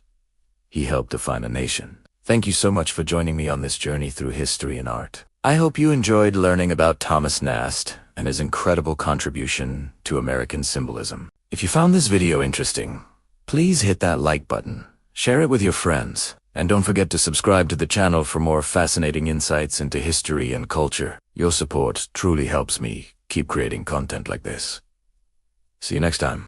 Hey everyone, and welcome back to the channel. Today, we're diving into a fascinating slice of history that still echoes in our culture. We're jumping back in time specifically to 1917 for Chapter 14 of our journey through iconic imagery, focusing on one of the most powerful and recognizable posters ever created. James Montgomery Flag Sigh 124, U.S. Army. This isn't just a piece of art. It's a symbol, a call to action that became synonymous with American patriotism and military recruitment during World War I. You've seen it, right? That stern, pointing Uncle Sam, his eyes fixed directly on you, demanding your attention and your service. But have you ever wondered about the man behind that iconic face, or how such a simple image could wield so much emotional power? Let us set the scene. It is 1917. The United States has just entered World War I. The nation needed soldiers, and it needed them fast. Traditional recruitment methods were struggling to keep up with the demand. This was a time before television, before widespread radio, so visual communication, especially posters, was king. The government launched a massive propaganda campaign, and at the forefront of this effort was the Division of Pictorial Publicity, led by the renowned illustrator, Charles Dana Gibson. Their mission was clear: rally public support and encourage enlistment through compelling imagery. entered James Montgomery Flagg. Flagg was already a hugely successful and celebrated American artist and illustrator, known for his magazine covers, cartoons, and advertisements. He was a master at capturing public sentiment and creating images that resonated deeply. When the call came to design a recruitment poster, Flagg didn't just answer. He delivered a masterpiece. Now, here's where it gets really interesting and a little bit vain in the best possible way. Flagg needed a model for Uncle Sam. Instead of hiring someone, he looked in the mirror. Yes, that's right. James Montgomery Flagg himself served as the model for the legendary Uncle Sam. He drew a slightly idealized, older version of his own face, complete with the penetrating gaze and the stern, yet compelling, expression. He even later confessed that it was to save himself the trouble of finding a model. A pragmatic artist, indeed. The result was instantly impactful. Flagg's Uncle Sam isn't a distant, abstract figure. He's a direct, almost confrontational presence. The finger pointing straight out, the intense stare, it breaks the fourth wall, making the viewer feel personally addressed. It's not the U.S. Army wants soldiers, it's I want you. This personal appeal was incredibly effective. It bypassed general patriotism and instead created a sense of individual duty and responsibility. You weren't just joining an army. You were responding to a direct call from the very embodiment of your nation. The emotional power of this poster is hard to overstate. It tapped into a potent mix of patriotism, duty, and even a touch of guilt. When Uncle Sam points at you, it's hard to ignore. It suggests a direct personal connection, almost like a benevolent, yet firm, father figure calling his children to action. The simplicity of the message, combined with the direct address, made it universally understandable and deeply persuasive. Flagg's design wasn't entirely original in its concept. He actually drew inspiration from a 1914 British recruitment poster featuring Lord Kitchener, who also pointed directly at the viewer with the caption, "Your country needs you." Flagg adapted this powerful visual rhetoric for an American audience, transforming Kitchener into the distinctly American figure of Uncle Sam. But Flagg's rendition, with its sharper details, more direct gaze, and the bold "I want ya," arguably surpassed its predecessor in its immediate impact and lasting legacy. The poster was an immediate sensation. Over 4 million copies were printed between 1917 and 1918, plastered on walls, in post offices, on recruiting stations, and in countless homes across America. It became the definitive image of World War I recruitment and solidified Uncle Sam's place as the national personification of the United States. Its success wasn't just about getting Bodies into uniform. It was also about uniting a diverse nation behind a common cause, fostering a sense of collective purpose during a time of great global upheaval. Even after the war ended, the poster's influence endured. It was repurposed for World War II, Vietnam, and countless other campaigns, both serious and satirical. It's been parodied, honored, and reinterpreted endlessly,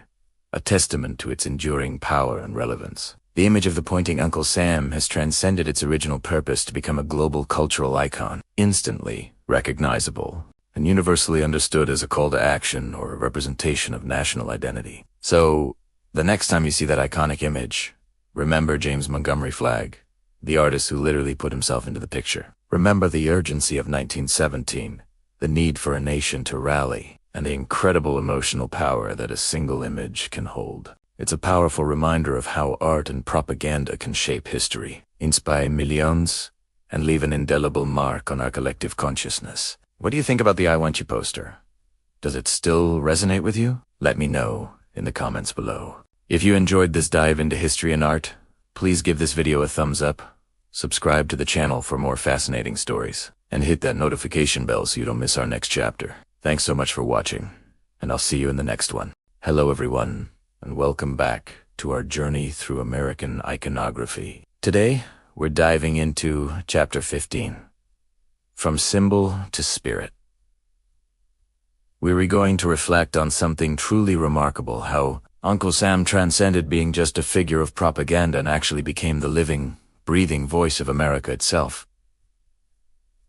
It's incredible to think about, isn't it? This once local nickname, perhaps whispered among soldiers or scribbled on posters, grew into something monumental. Uncle Sam started as a way to rally support, to point a finger, or to simply put a face to the government. But over time, through countless moments in history, he started embodying so much more. He began to represent the very ideals that define the American spirit: courage, unity, and democracy.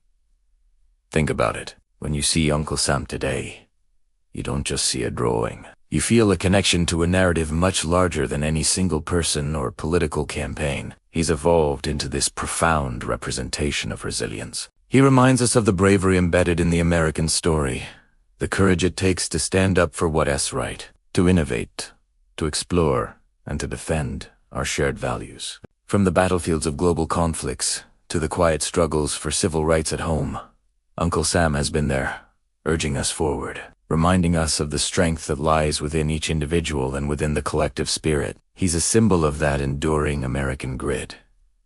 But it's not just about courage. Uncle Sam has also become an unparalleled emblem of unity. In a nation as vast and diverse as ours, finding common ground can sometimes feel like an impossible task. Yet, Uncle Sam frequently appears during moments when the nation needs to come together, reminding us that despite our differences, we are all part of the same grand experiment. He signifies the idea that we are stronger when united, that our individual voices contribute to a powerful chorus, and that our shared destiny is built on cooperation and mutual respect. He calls us to look beyond our immediate circles and recognize the bonds that tie us all together as Americans, striving for a more perfect union. And then there's democracy. Perhaps this is where Uncle Sam's transformation truly shines. He's not a king, not an emperor, not a dictator. He's an uncle, a figure who, while authoritative, also feels familial, approachable, and ultimately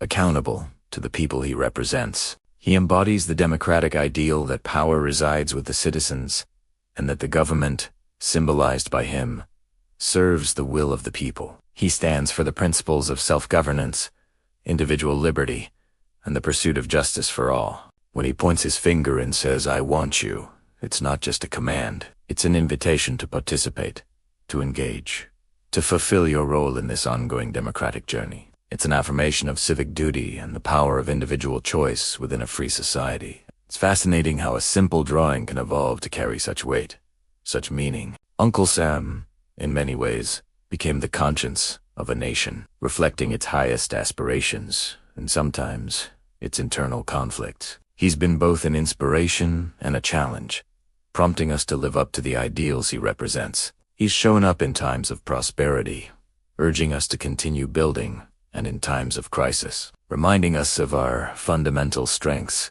He's been a constant presence, a steady reminder of the core tenets that underscore the American experience. His image is woven into the fabric of our history, from recruitment posters in wartime to satirical cartoons challenging the status quo. Each appearance, each portrayal, added another layer to his complex character, deepening his connection to the national psyche. He's not static. He's a dynamic representation that continues to adapt, even today, reflecting the ongoing evolution of the country. He's a historical artifact that remains surprisingly relevant, inviting new generations to interpret his meaning and contribute to the American narrative. So, as we close this chapter, let's take a moment to appreciate this iconic figure. Uncle Sam is more than just a historical relic. He is a living testament to the power of symbolism, a character who truly became the spirit of a nation, reminding us of our shared journey towards courage, unity, and democracy. Thank you so much for joining me on this reflective journey today. If you enjoyed this dive into the spirit of Uncle Sam,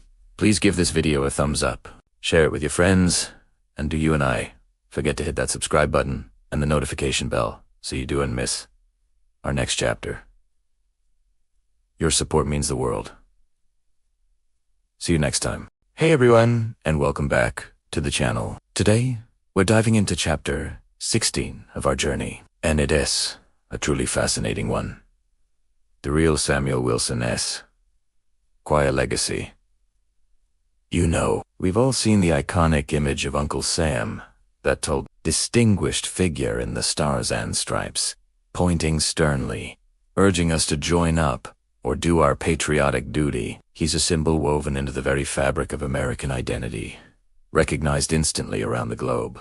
But behind that larger-than-life caricature, there was a real man, a humble individual who lived a quiet, unassuming life, utterly unaware of the monumental impact his nickname would eventually have. Imagine living your entire life, going about your daily business, contributing to your community, and then, centuries later, discovering that a simple nickname you were given transformed into one of the most enduring and powerful national symbols. That's the incredible, almost unbelievable story of Samuel Wilson. He wasn't a general, a president, or a founding father in the traditional sense. He was a businessman, a meatpacker, an everyday American citizen living in a time of great change and burgeoning national identity. Samuel Wilson was born in Arlington, Massachusetts, in 1766, a few years before the American Revolution kicked off. His family eventually settled in Mason, New Hampshire. As a young man, he was known for his strong work ethic and integrity.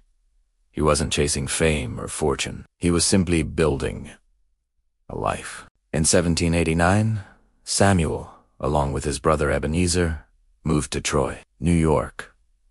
This move would prove to be pivotal, not just for the Wilson brothers, but unknowingly for the entire nation. Troy, at the turn of the 19th century, was a burgeoning town, strategically located on the Hudson River. It was a hub for trade and commerce, and the Wilson brothers saw an opportunity. They established a successful meatpacking business, E&S Wilson, which quickly gained a reputation for supplying high-quality beef and pork. They were known for their honest dealings and reliable service, qualities that earned Samuel the respect and affection of his community. Now, fast forward to the War of 1812. The young United States was once again embroiled in conflict, this time against Great Britain. The war effort required massive logistical support, including feeding the troops. The U.S. Army needed provisions, and lots of them. E&S Wilson, with their established reputation and capacity, secured a significant contract to supply barrels of salted meat to the American soldiers. This is where our story gets really interesting, and where the legend of Uncle Sam truly begins to take root. Samuel Wilson was known for personally inspecting every barrel of meat leaving his facility.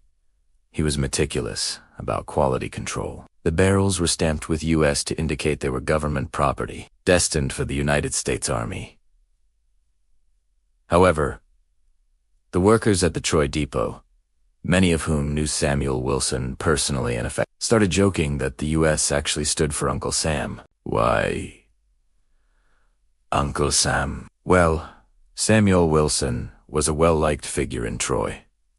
He was known for his genial nature, his fairness, and his willingness to help others. He was often referred to as Uncle Sam by his employees, neighbors, and even the soldiers who came to collect the provisions. It was a term of endearment and respect, indicative of his paternalistic, trustworthy character. This playful association caught on quickly among the soldiers. When they received their rations stamped as, they'd quip, "Oh, this must be from Uncle Sam." The nickname provided a touch of familiarity, a human face to the impersonal government provisions. In the harsh realities of war, a little humor and a sense of connection could go a long way. The story, or perhaps more accurately, the folklore, spread from the barracks and encampments, whispered among the troops, traveling across the battlefields and eventually back home. What started as a simple, internal joke among soldiers and workers in Troy, New York, gradually morphed into something much larger. Newspapers and cartoonists, always eager for a compelling narrative or a relatable symbol, picked up on the Uncle Sam moniker. Initially, it wasn't depicted as the iconic figure we know today. Early caricatures were diverse and often inconsistent, but the name stuck.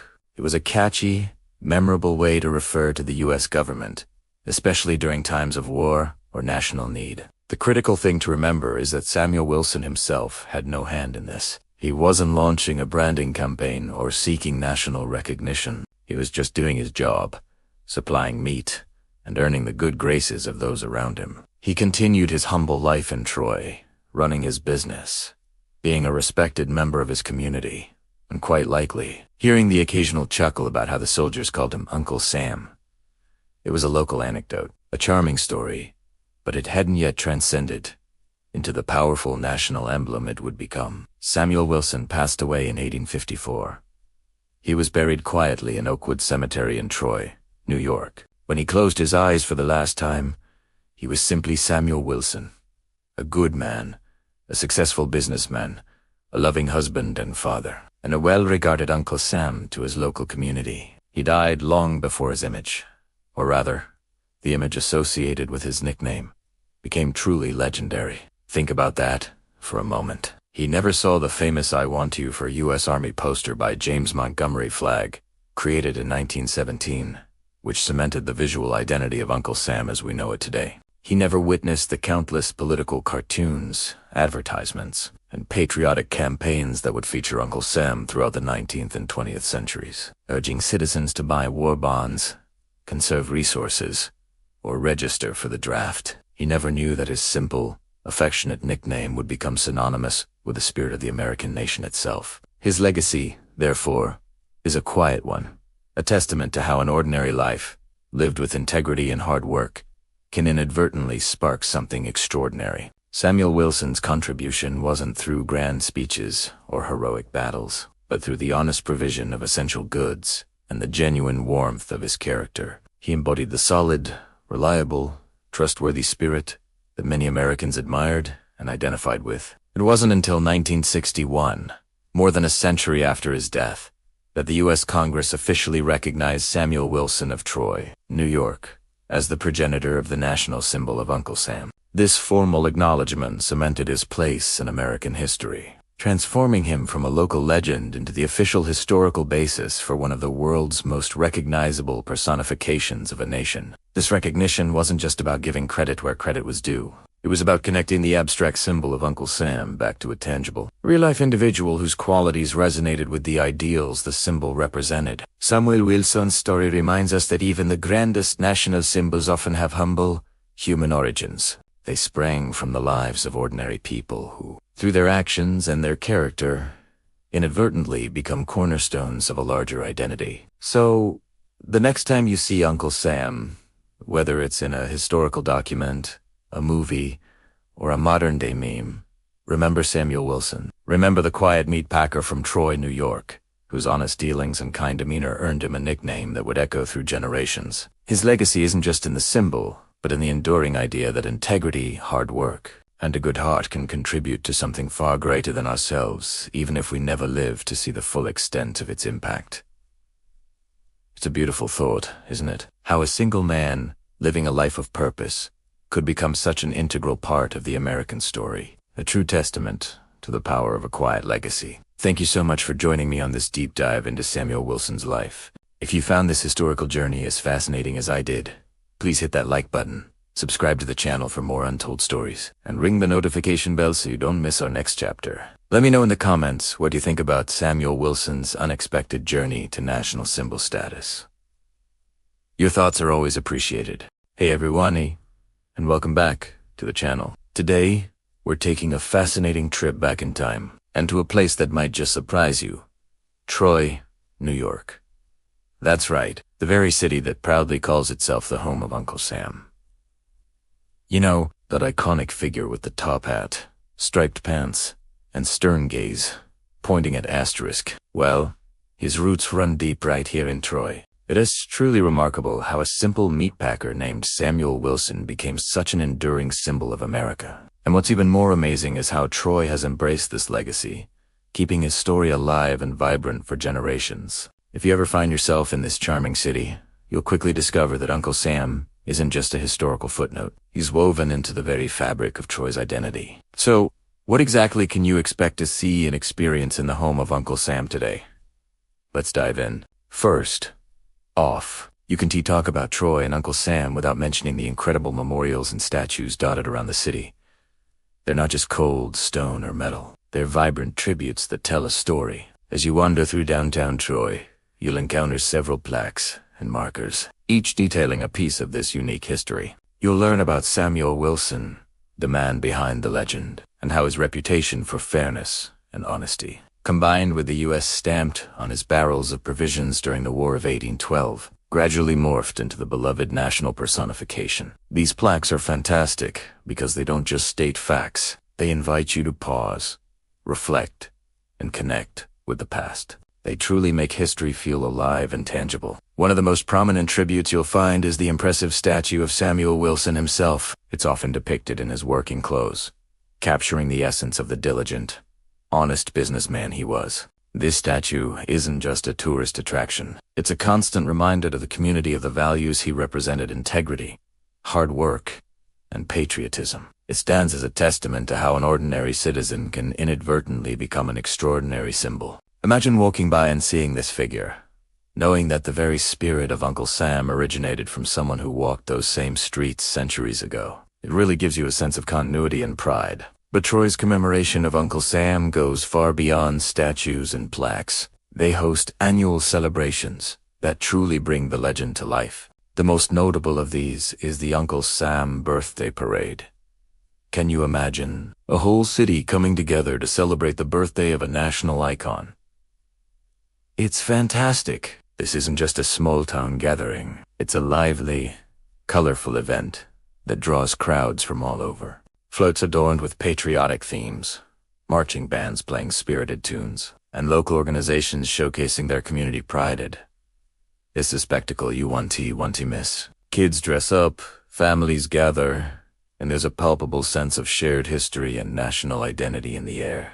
It is a wonderful example of how a community can take ownership of its unique place in history and turn it into something joyful and engaging for everyone. Beyond the parade, local businesses often get involved, with special Uncle Sam-themed promotions, artwork, and events throughout the year. You might spot murals depicting his story, or local eateries offering Uncle Sam specials. This consistent recognition ensures that the legend isn't relegated to textbooks, but remains a living, breathing part of Troy's modern identity. It really shows how much the community cherishes this connection. Now, for a truly profound experience, you absolutely must visit Samuel Wilson's preserved grave. Located in the beautiful Oakwood Cemetery, it's a place of quiet reflection and deep historical significance. The grave Iesen de Ostentatius. It is a dignified resting place marked by a special monument recognizing his unique contribution to American culture. Standing there,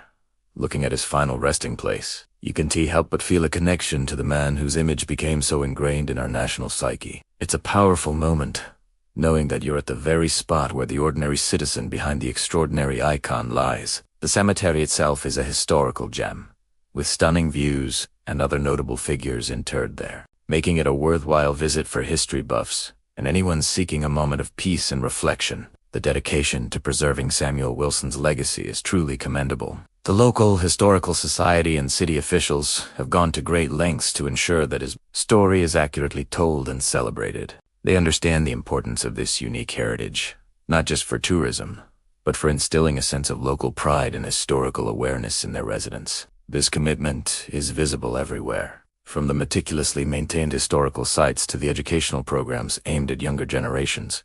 It is about keeping the story vibrant and ensuring that future generations understand where this iconic figure truly came from. So, if you're looking for a destination that offers a rich blend of history, patriotism, and charming small city atmosphere, Troy, New York, should definitely be on your list. It's more than just a city. It's a living museum dedicated to one of America's most recognizable symbols. You will leave with a deeper appreciation for the origins of Uncle Sam and the incredible community that keeps his spirit alive. Thank you so much for joining me on this historical journey. If you enjoyed learning about Troy and Uncle Sam, please hit that like button, share this video with your friends, and make sure to subscribe to the channel for more fascinating historical explorations. We love hearing from you in the comments too, so let us know if you've ever visited Troy or if you have any fun facts about Uncle Sam to share. Until next time, keep exploring and stay curious.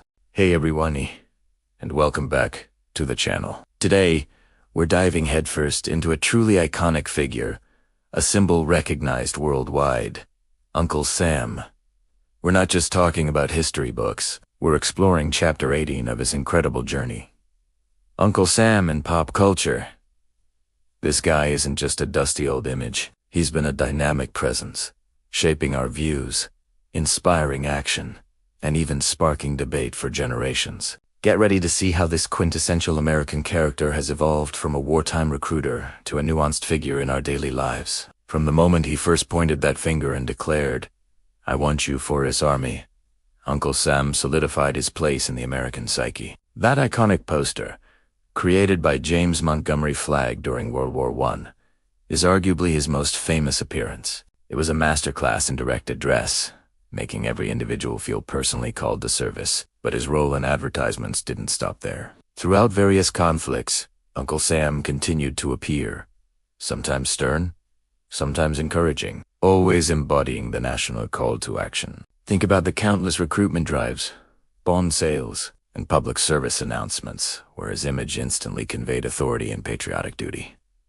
He wasn't just a mascot, he was the embodiment of national will, urging citizens to contribute to the greater good. This direct, no-nonsense approach made him incredibly effective, forging an emotional connection between the individual and the nation's objectives. Beyond the serious business of war, Uncle Sam also found a vibrant life in cartoons and animated shorts. Early animated features often used him as a benevolent, wise, or even slightly exasperated figure overseeing the antics of cartoon characters. During World War II, studios like Disney and Warner Brothers regularly featured him in propaganda cartoons, rallying support for the war effort. Imagine Daffy Duck or Bugs Bunny interacting with a towering, stern but ultimately fair Uncle Sam, symbolizing America's fight against tyranny. These appearances softened his image somewhat, making him more approachable for younger audiences while still reinforcing core patriotic messages. He became a symbol of righteousness, a father figure guiding the nation through turbulent times, often delivering a morale-boosting message with a twinkle in his eye.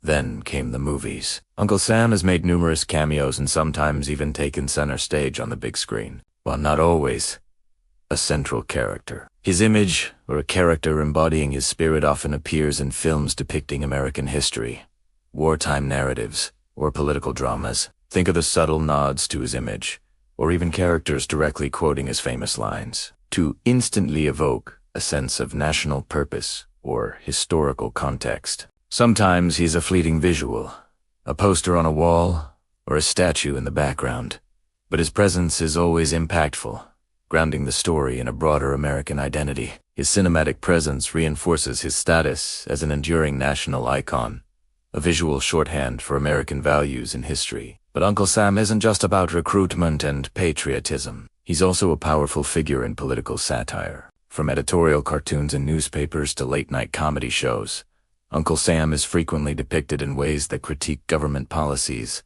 societal issues, or political figures. When he's shown looking confused, frustrated, or even angry, it often reflects the public's disillusionment or concern. Political cartoonists love to use him to give voice to the common person's reaction to current events. He might be depicted as a taxpayer, burdened by high taxes, or as a concerned citizen watching political decisions unfold. This critical role is just as important as his inspirational one, showing that the symbol of America can also be used to hold America accountable. It's a testament to his versatility and the freedom of expression deeply embedded in American culture. Think about how satire uses him. If the government is seen as overspending, Uncle Sam might be drawn with empty pockets. If there's a perceived injustice, he might be shown with a look of disappointment. These satirical uses don't diminish his status. Rather, they prove his deep integration into the national conversation. He's not just a government mouthpiece. He's a representation of the collective American consciousness, capable of both praise and critique. This duality is what makes him so fascinating and enduring. He can embody the strength and unity of the nation, while simultaneously representing the frustrations and concerns of its citizens, even in contemporary advertising. Beyond government campaigns, Uncle Sam's image, or a similar patriotic figure, might be invoked to convey trustworthiness, an American heritage, or even a nostalgic feel. Brands sometimes uses red, white, and blue aesthetic to signal quality or patriotism, though this is often done subtly to avoid being overly political. His hat, his striped pants, his pointed finger. These elements are instantly recognizable and carry a weight of meaning that advertisers can tap into, even if just for a fleeting moment. It shows just how deeply etched his image is into our cultural understanding. So, From the direct call to action on a recruitment poster to a figure of gentle mockery in a political cartoon, Uncle Sam remains deeply woven into American life. He embodies the spirit of the nation, sometimes stern, sometimes encouraging, sometimes critical, but always unmistakably American. He's more than just an old drawing. He's a living, breathing part of our cultural dialogue, adapting and evolving with the times. Whether he's urging us to join up or questioning our leaders, his presence sparks conversation and reflection, proving his timeless relevance. Thank you so much for joining me on this exploration of Uncle Sam's journey through pop culture. It's incredible how one character can hold so much meaning and adapt to so many different roles. If you enjoyed this dive into American iconography, please give this video a big thumbs up. Leave a comment below with your favorite Uncle Sam appearance. And don't forget to subscribe for more fascinating looks at history and culture. Your support means the world to us. See you next time. Hey everyone, and welcome back to the channel. Today, we re-diving into something truly fascinating. The incredible journey from a real person to an enduring national symbol. We're talking about Chapter 19, The Myth versus the Man. This isn't just a history lesson. It's a reflection on how powerful truth, integrity, and good character can become. Have you ever stopped to think about how legends are born? It's often not through grand schemes or deliberate plans, but from something far more genuine. They grow almost organically, from kernels of truth, from real lives lived with conviction and purpose. And that, my friends, is exactly the story of Samuel Wilson. Imagine a man in the early 19th century, a humble meatpacker, going about his daily business. He's not seeking fame, not trying to etch his name into history books. He's just doing his job, providing for his community, and treating everyone with respect. Yet, through his actions and his character, he became something monumental. The face of a nation. Samuel Wilson never woke up one morning and declared, "Today, I shall become Uncle Sam." That's just not how it happened. He was simply Samuel Wilson, a trusted, reliable, and deeply honorable businessman from Troy, New York. During the War of 1812, his meatpacking company supplied provisions to the U.S. Army.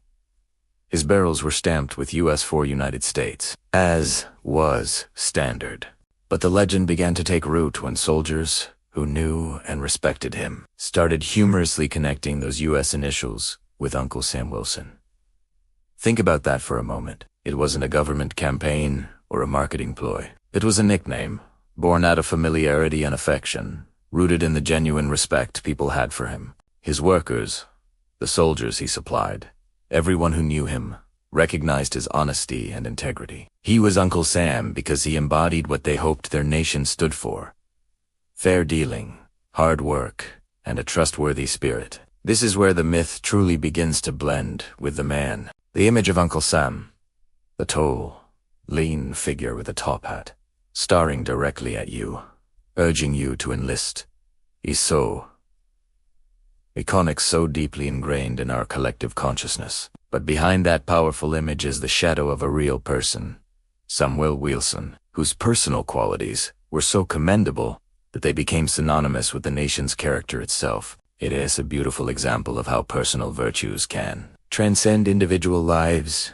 and become symbols of something much larger. Samuel Wilson's integrity, his reliability, his very name, became a shorthand for American values. It wasn't about being perfect, but about being consistently good, consistently honorable, and that, in turn, inspired trust. What can we take from Samuel Wilson's story today? I think it's a powerful reminder that our everyday actions, our commitment to integrity, and the way we treat others truly matter. We might not all become national symbols, but we can all aspire to live with the kind of character that inspires trust and respect in our own communities. We can be the Samuel Wilsons of our time, leaving a positive mark through our genuine contributions. So, the next time you see an image of Uncle Sam or hear his name invoked, remember the man behind the myth. Remember Samuel Wilson, the humble meatpacker, whose unwavering integrity made him an accidental, yet utterly perfect, symbol for a nation.